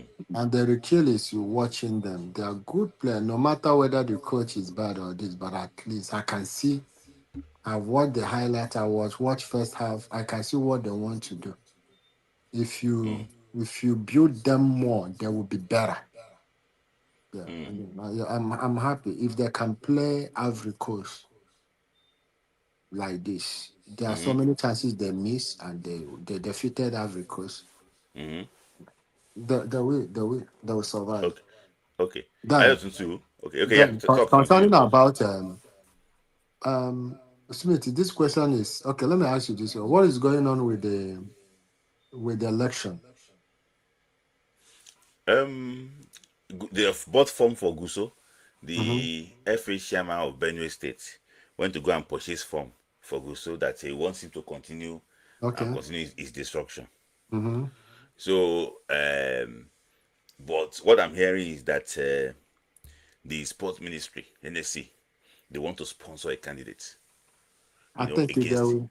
They will. against against Ibrahim Guso. So it's going to I, be the government candidate versus Guso. I think that's why Guso is trying to do this cop beyond mm, hope, you need hope, just to be in the high of the president. I think they might. I don't think the election might hold. Mm-hmm. Yeah, I don't think the election. Yeah, because I listened to our legend mathematician. I watch everything 10 times. Hmm. I watch it 10 times. Which one was it? The which one was it with the one with Guso? No, sorry, the one with No, Sanusi. we're the one with Charles. play zone. Yes. Okay, pleasure. Okay, yeah, yeah. Very good, very good. Now, please, if I'm arguing with you, if you are my friend, I don't care. I Mm-hmm. will Yeah, tell you the truth. Yeah. If you are angry, I don't care. yeah. You see, everything that man said, don't be surprised. He will go before the election. He will go to the villa, Mm-hmm. Asorok, and ask the president to stop it. And anything he tells Tinubu will do it. Yeah, yeah. I'm telling you, see, if you hear his voice, everything, the way he talk about this player and this player and this player and this player, I agree with him. I Hmm. saw his point. And if he's telling you this person is better than this person, he's telling you, look at the reason why I'm saying this. Hmm. And and when they talk about this guy said Chukwueze said he doesn't know him. I saw what he said. Mm-hmm. I agree with him. I have not seen him, but I've talked with them. Very Hmm. intelligent person. Hmm. I still need to watch it 11 times. He's yes, because someone sent me a message Mm-hmm. on my Instagram and gave me a candidate. Do you think that this candidate will be better for the? I beg you. I know the candidate he's talking about. So I know, don't go. I said, I told the person, I think, I didn't want to go further. I said, I think that the owner of Remosta will be better. Yes. Then I now copied the interview Mm-hmm. and send the person, ask him, please watch. Mm. When you watch, it will help you to understand how our football has. Yeah. I'm even thinking that maybe I should go and collect the form and give it to Guneshiname. Honestly, I might go and do it. No, he said he's not interested. I Yeah, asked we can. him. Maybe Gusa says not interested. They want to go and buy form for him. Him We himself. too. We want to go But and buy. let me see, he himself. See, this is the only person in Nigeria, a politician in Nigeria that is not tribalistic. Mm-hmm. That's the only politician. The rest, there are tribalistic tendency in them. He is the only Who? person. Nobody. Who? Shoname is the only person that is not tribalistic. The rest, there are Yeah. tribalistic tendency in them. But Shoname is the only person. And before I say something, I have verified something, I've looked at something, I have asked questions, I have done my research, Yeah. I've looked at the way he do things, I look at the way he do this. And Okay. this is the man that if a Yoruba man betray him, Mm-hmm. he will deal with that person. Yeah. If Damn, Shiname should be NFF president, I will not lie to you. Jesus The Christ. technical director will be foreign because he's going to look for the best, not the guava. That is what he Now, must keep yeah, quiet. one Sorry, more thing I wanted to say. I'm so because happy. our quiz is here.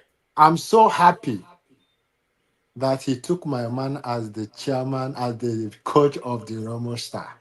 Yeah. And Smith, you have not said anything about this. I'm I not said happy it before. I about said it. it before And I'm about not 2 weeks there. ago. Let me I let me rant a little Olumide. bit. Hey, Remosta. God. Present Olumide. coach. Uh-uh. Yes. Yes. That boy is so Come on, low. the other person that you wasted your money on the come on.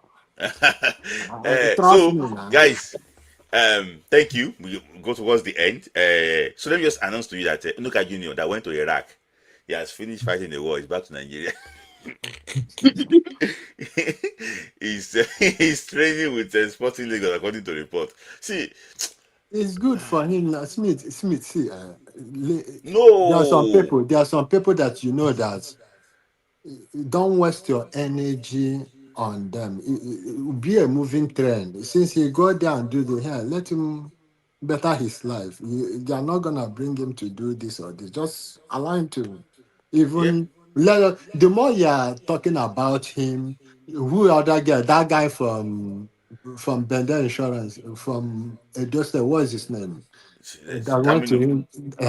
The more you're talking about these people, talking about Bender, what's his name?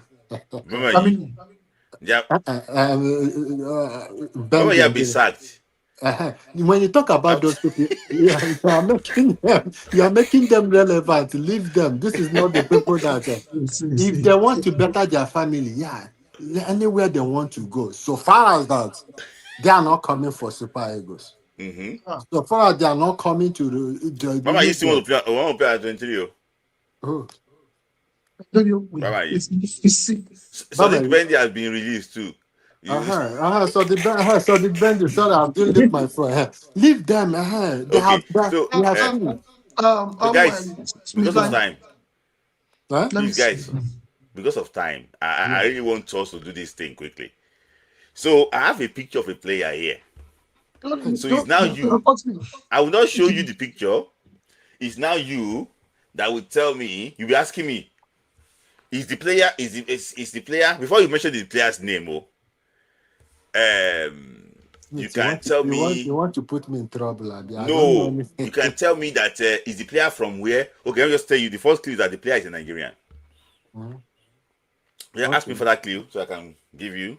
So who having the best clue? We no is the player. This don't ask me the name. Is the clue that we used to know the player? Smith, before you talk about this, right? Who Mm. is this Nnemeka Nicholas? I don't know the person. If they give you money, go and eat the money. Don't come here and write this thing again. Continue. Then FM outside government appointment. Yeah, it's true. All our different have been government appointee. But back then they used to appoint people that love football, not someone that doesn't have Not always anything to that do with serious. football. You know, people are now wearing Guso cap. They put NFF there, and like a Mlokan cap, Guso cap. Like it's not like is it a political appointment? Yeah, okay. Guso would continue based on our mandate. That is the only reason. Unmerited individual. Okay. Okay. Now, So guys, Okay. I have a Sorry, picture here. I understand your point. Yeah, I have the picture here. Now I Yeah. understand your Yeah. point. So Sorry. I have the picture here. Ask me questions, please, about it. He's a Nigerian. Not the pressure now, Romeo. I won't show you the picture. Just I won't show you the picture. Just ask me clues. Like just ask me, is it this? Is it from where? Okay. Okay, But which for the person, country did is he that play? from? Please, don't Okay, hey, go ask me. 1994. Please. No. 1980 something. No. Where is that from? Yeah, ask me a question. Is the person this? Okay. And China gather in my So town. guys, ask me clue. Okay, do you want me to ask you a question? You can ask for. I just want to ask you. Yeah. Okay. Any clue? Ask me clue. Is I the player said, what? which club did he start from? The player starts from Enugu Rangers. Where did he end? Or where is he still playing? At trash. Atrash. Mm-hmm. Okay, when he left Enugu Rangers, where did he move to? When he left Enugu Rangers, he went to JC Randers. JC Randers. Where did he end it? Randers is in Don't Google Holland. No, I'm not googling anything. Randers is in Holland. Did he play? What? Tell me, which national team? What step of national team did he play? And what of the did he play on the age of Just ask me which did he play this national team? I will answer you. Did he play under 17? Yes. Under 20? Under 20? Smith, I don't know all these people. Yes. The Super Eagles. Yes. That's Super Eagles. This person, Uzein. No, don't you go into your team? Don't play. Go to Randers. Rangers to Randers. So let me tell you, not your culture. The JC Randers I'm talking about is Nigeria. JC Randers. I'm talking about is Nigeria. I don't know the team. I don't know the person. No, you can ask for that questions now. Other clues. What was the first club in Europe? The first club in Europe was Lyon Oslo. Oh, Lyon Oslo.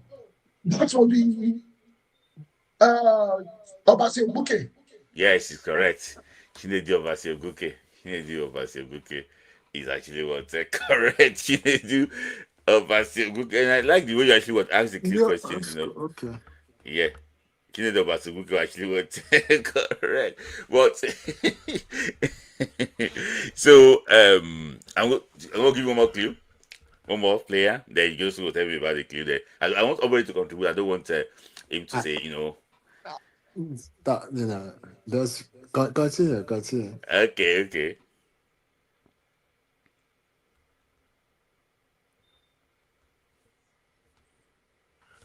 So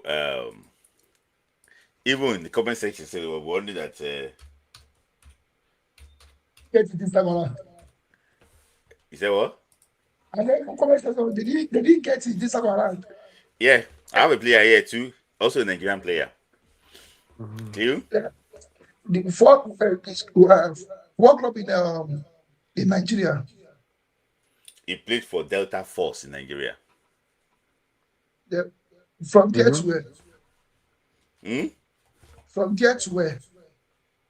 From Delta Force, he went to Mupulanga Black Aces. That's in South Africa. Yes. Not to Zoe. No, wait. No, not saying. They're from. Thank you for finding that person. Then from that South African club to where?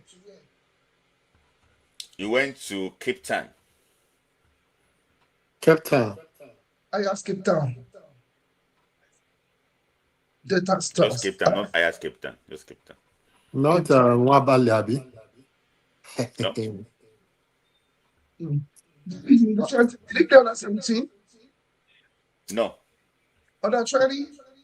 No. Spiders. Yes. He plays Did he go to any major competition for Spiders? Yes. What year did he play? What team did he play in Europe? What year did he play for Spiders? Between 2010 to 2016 or so. Delta Force. No, not Delta Force. I'm sure I will know this player. Did he play Hero? Yes. Which club in Europe? He played for Karabukspor in Turkey. Definitely. Not my boy. Not my boy. Not this guy that finished from this engineer. What of this engineer? Not Ekiko Yosu. No. They have no idea. You guys just ask more clues now. So we'll tell you another club he played for in Europe. What's the other club he played for? He played for Olympiacos. Olympiacos, Echejile. No. Olympiacos. They're from where? Olympiacos where? He also played in Las Palmas in Spanish La Liga. Las Palmas.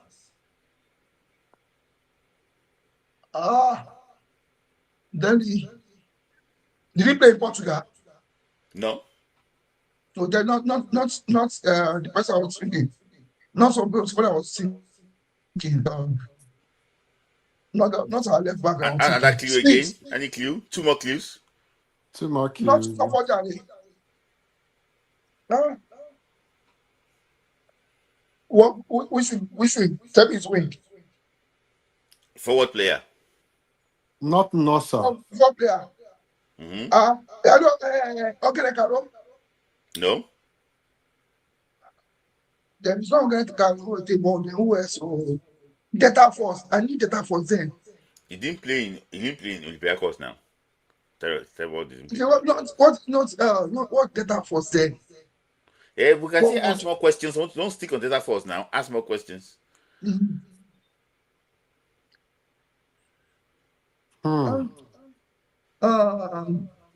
he play in Russia? Yes. That be my name in the Yeah, he's correct. My name is correct. He even played in Libya. He played in Libya. Oh, he played in Tokyo. Yeah, he's playing. You know that I didn't mention Fenerbahce. Fenerbahce, yes. I purposely mentioned Fenerbahce because that one will trigger you. I didn't mention. So Russia, Moscow. Yes. So I just wait. That's a guessing. Why did you go to give up easily? Give us one more player. I don't think that because for a player to go to Turkey, for a player to move to that far, I was saying this will be a player that did not make it, did not continue. But I asked that did he play in this place in Russia? Because no. Even when that guy too suffered, he suffered. He suffered when he went to Liga. He suffered. Yeah. So you say this and that. So I do that. When I just said it, that's why you said the answer now. When you said the answer was when I just not sure what said it now. Yeah, so there's I just like to tease people, but don't worry. We hope that your prayer comes to pass about the Flying Eagles. No, it's not the player. It's the starting. They will win the game. That's All right. not. They have a good team. Okay. What's that? Yeah. Okay. All right, guys. I've watched them. The only see for me is this. For me, give us one more clue. One more. Okay, sorry. Let me give you another one more. This one is crazy. Eh? I said this one is crazy. This one got to think.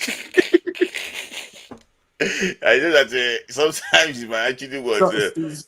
Smith, tell us that this person play from so year to so year. No. It's you that will ask me that question. Okay. It's you that will ask me that question. Okay. So I will now be able to this thing. Okay, I have a player. My picture here. Yeah, ask me the question quickly. Where does the player play? No, you have to tell me what specific question. What specific? What did he play 20? Did he play 2000? Sorry, no, under 17. He played only under 20. He played only under 20. Under 20. And he did not play for Super Eagles. Let me ask you, which club was he played? Did he play in Nigeria? Prime of Oshogbo. He played Prime of Oshogbo. Okay, from there, moved to where? Moved to Julius Berger. From Julius Berger, did he play Super Eagles? No, I'm coming.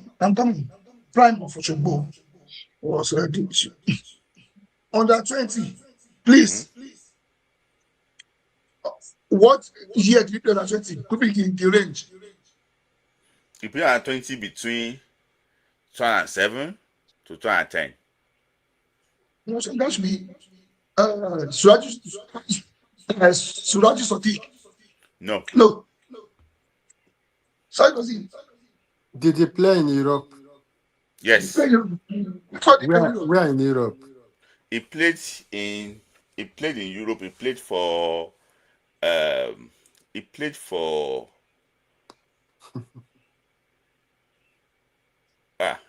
okay, let me just okay. He played for Cesena. Cesena in Italy. Yes. Then from Cesena. Name out that club that he played in Europe. He played for Granada. He didn't. Did he play for Super Eagles? Yes. He played for Eagles. Yes. Did he play in France? No. Which year did he play in Super Eagles? Did he play in 2014 to like 2023, 24. Right, no. Is he a defender? Is that what? No. Which forward player? He's a forward player. Yeah. Prime of football. From prime to Berger. Which other club? Which club did he retire? He has not retired. He's still playing. Not about me. What is he doing in football club? Wait. Smell wait. He played just Berger. Please, when was the last time he played for Spiders? 2016. No.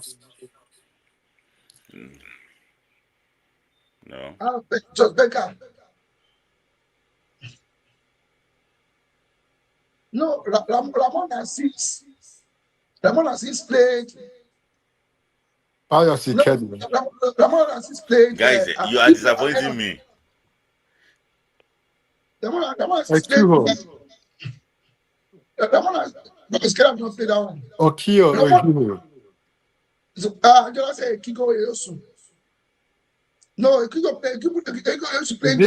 Zero Aziz. No, Ramon Assis played Amera.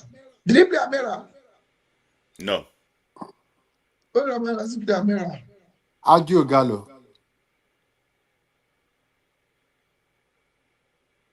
So you guys conversation guy is Odion Igalo. Yes. Granada, Lidotun, Granada. Then when I say Italy, if you are saying Udinese, I've always I didn't say Udinese. And if I say Watford, you will get it right. yes. Yeah, if I say Watford, you get it right. You Guys, say that you are this saying one now, Man for example, I say, if I say Al Shabab, all of you you think about The last 7 minutes, let's do one more. Come on, no, we score. don't have 7 minutes more.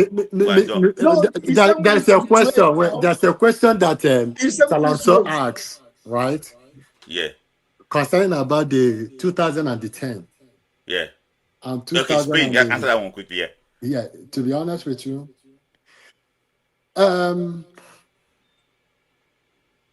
if 2010 Spain played with 2026 Spain, I think the match might end 2-1 In In favor favor of of what? in favor of 2010. Mm-hmm. Yes, but when we talk about uh, uh, the midfield, 2010 is the Baba. Thank you that you agree with me. The midfield is the Baba. You can't remove. Spain have only one midfield.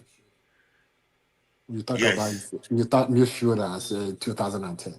Busquets, Xavi, Iniesta. Alonso, Curtis ooh, next. Iniesta. Uh-huh. That ghost. That guy's a ghost. Iniesta. Jesus Christ, Mm-hmm. Iniesta. But when we talk about 2026 World Cup is finished and Spain, when we talk about I think forward 2026 carried.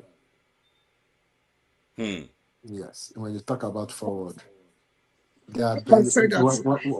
why I said it is technically, athletically, they are better than Who is the striker 2010. for 2010? Only one person alone. So I tell you what up with him. David Torres was Villa. there. You see, the midfielder was there. Torres was there. What on this guy? And this guy. Pedro. The reference Now, on this guy. The now, receiver.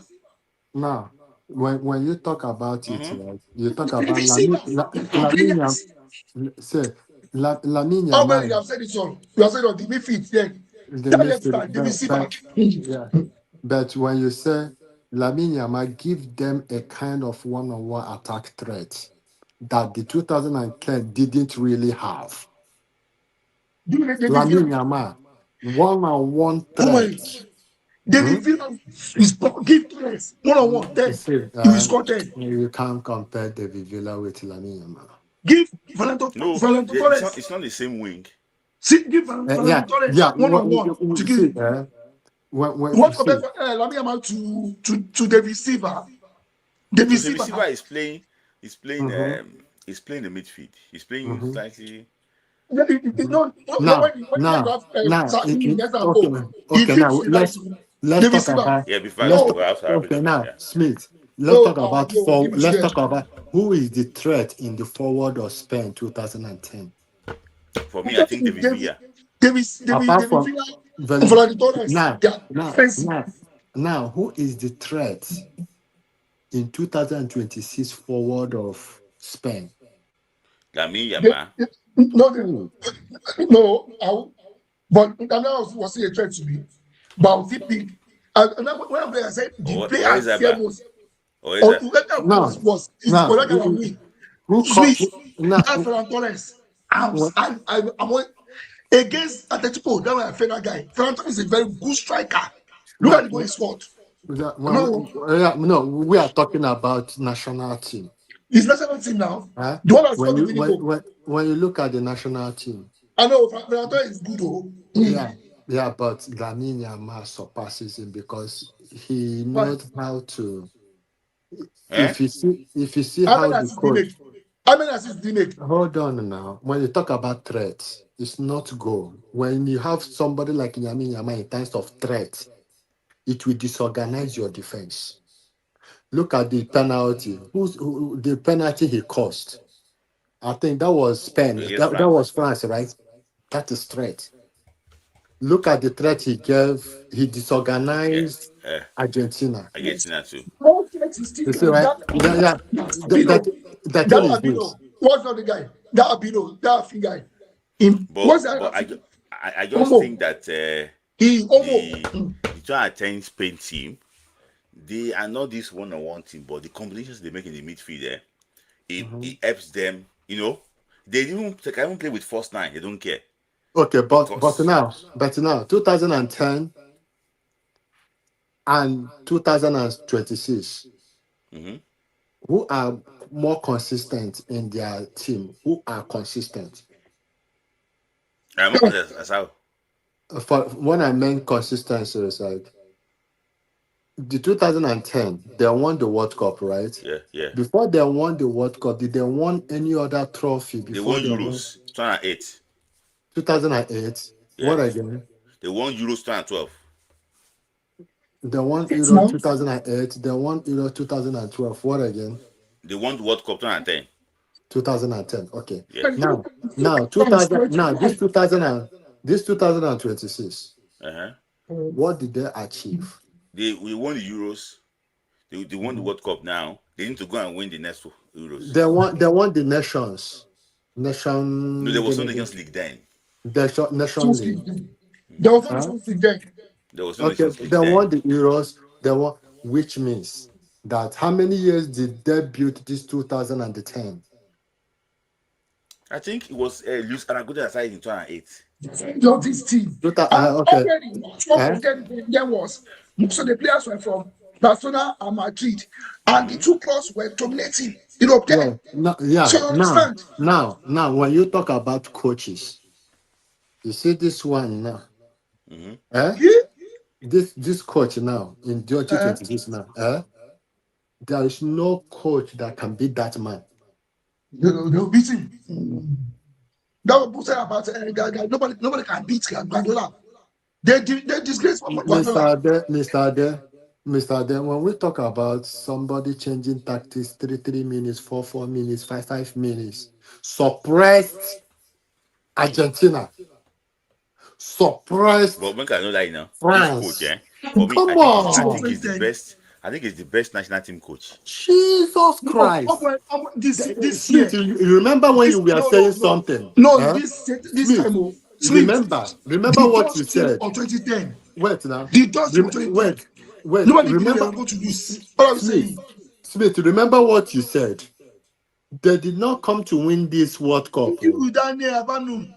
Yeah, they didn't come to win here. Yeah. They were preparing for the next one. This one is experimental. They will win the Euro. Now, as you speak, compare the Dutch team of 2010 to this 2019. Just show 2010 complete team. Nobody believed they're not going to win. Sweet. Nobody. Which one?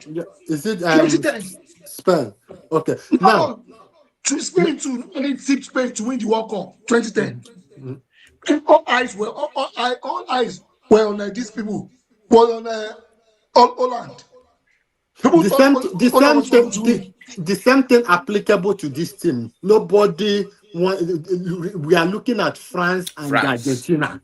The same thing. I'm just saying it. You see, right? Well, maybe because what you say is like me. Look at now. Look, do you know? Even said recently that this football the reason why I will choose this coach over the coach of 2010 is this. This coach can pick any player and make that player to be great. The same Aragonés. Now, look at the players he has in 2010. You know that so I understand what everybody is talking about. Yeah. For example, now, the 2010 one, we had two backup central defenders, Carlos Puyol and Gerard. We know that you can't drop them. So the right back was Sergio Ramos. Yes. The left back was, I think it was Capdevilla. Is it? Oh my goodness. Now, Yeah. let's say that. What about this one? What about the center back? Now, when you look at this one, now Center when you back for look this at one. back Wait, was now, when we look at this one, this guy Kubasi, from and Ghana. Kubasi. Wait, now this guy Kubasi. from Ghana, what's his name? That play for Spain. He does not even deserve to be in that team because he wasn't performing well in his club. Yeah. He wasn't doing well in his What club. now? How can now? Let's come well. over. Let's come over. The best keeper in Can he Premier make League. Can he make Bamayi a better player? Wait, Mr. De, hold on now. Can he make Bamayi a Wait, better now, player? Mr. De, this is not argument. Williams wasn't doing well in the even Williams. Okay, assuming that Williams. You said any player. Can he make Bamayi a better player? Bamayi is not a football player. See, now, any player, this man. Forget about Bamayi. Look at this man. Williams was not performing well in his club. Paul was doing well. Even his top, he wasn't playing regularly in his club. He picked him because of he nurtured him. No, he was part of the team last one. That is what I'm telling you now. That is what we are part of the team that won the Euros. Already. Mr. Day, you're not getting this point. Hold on. Okay. Now, for example, let me use this person as an example. If what's his name? Ndidi. Not Ndidi. Who again? Frank Onyeka is being on the bench for half of the season. And they're bringing him, 10 minutes, 15 minutes. Will you want the coach to pick him ahead of Ndidi? Ahead of Tochukwu Nadi? If they said to pick 3 or pick 2, whereas Tochukwu Nadi as a defense, as a midfielder. See. I jump this what I've seen. I will pick because I've not seen Unadi, but I've seen Onyeka. I mind you. Not that he wasn't playing well because of injury. Okay. Which means that if you are playing well in national, which means that if you are playing well in national team, right? If your club in India or Saudi Arabia, nobody should complain. He was playing well for Bilbao, but he had injuries. But he came at the right time prior to the World Cup. My question is, Williams was not playing in his club. Yeah. He came and started playing again now because when he come back from injury, he was playing regularly again. He was not playing. Okay. Oh my goodness. He's at this time Bilbao. He won't play for Bilbao.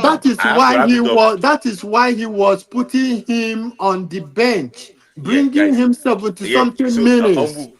This is not the game, but this is Spain. Yes, so you can. Yeah, my final take is this, please. If Luke Williams was in 2010, right? This coach in 2010 will not pick him. He will pick because of the coach. In fact, those people playing in 2010 help the coach. Okay. We have to go help the coach, yeah. Thank you for your time. Thank you. Yes. Your time is already fast spent. Thank you. Yes. Thank you. So that is that, guys. I appreciate everybody for your time today. That you enjoyed. I will see you again next one. God bless you. God bless Nigeria.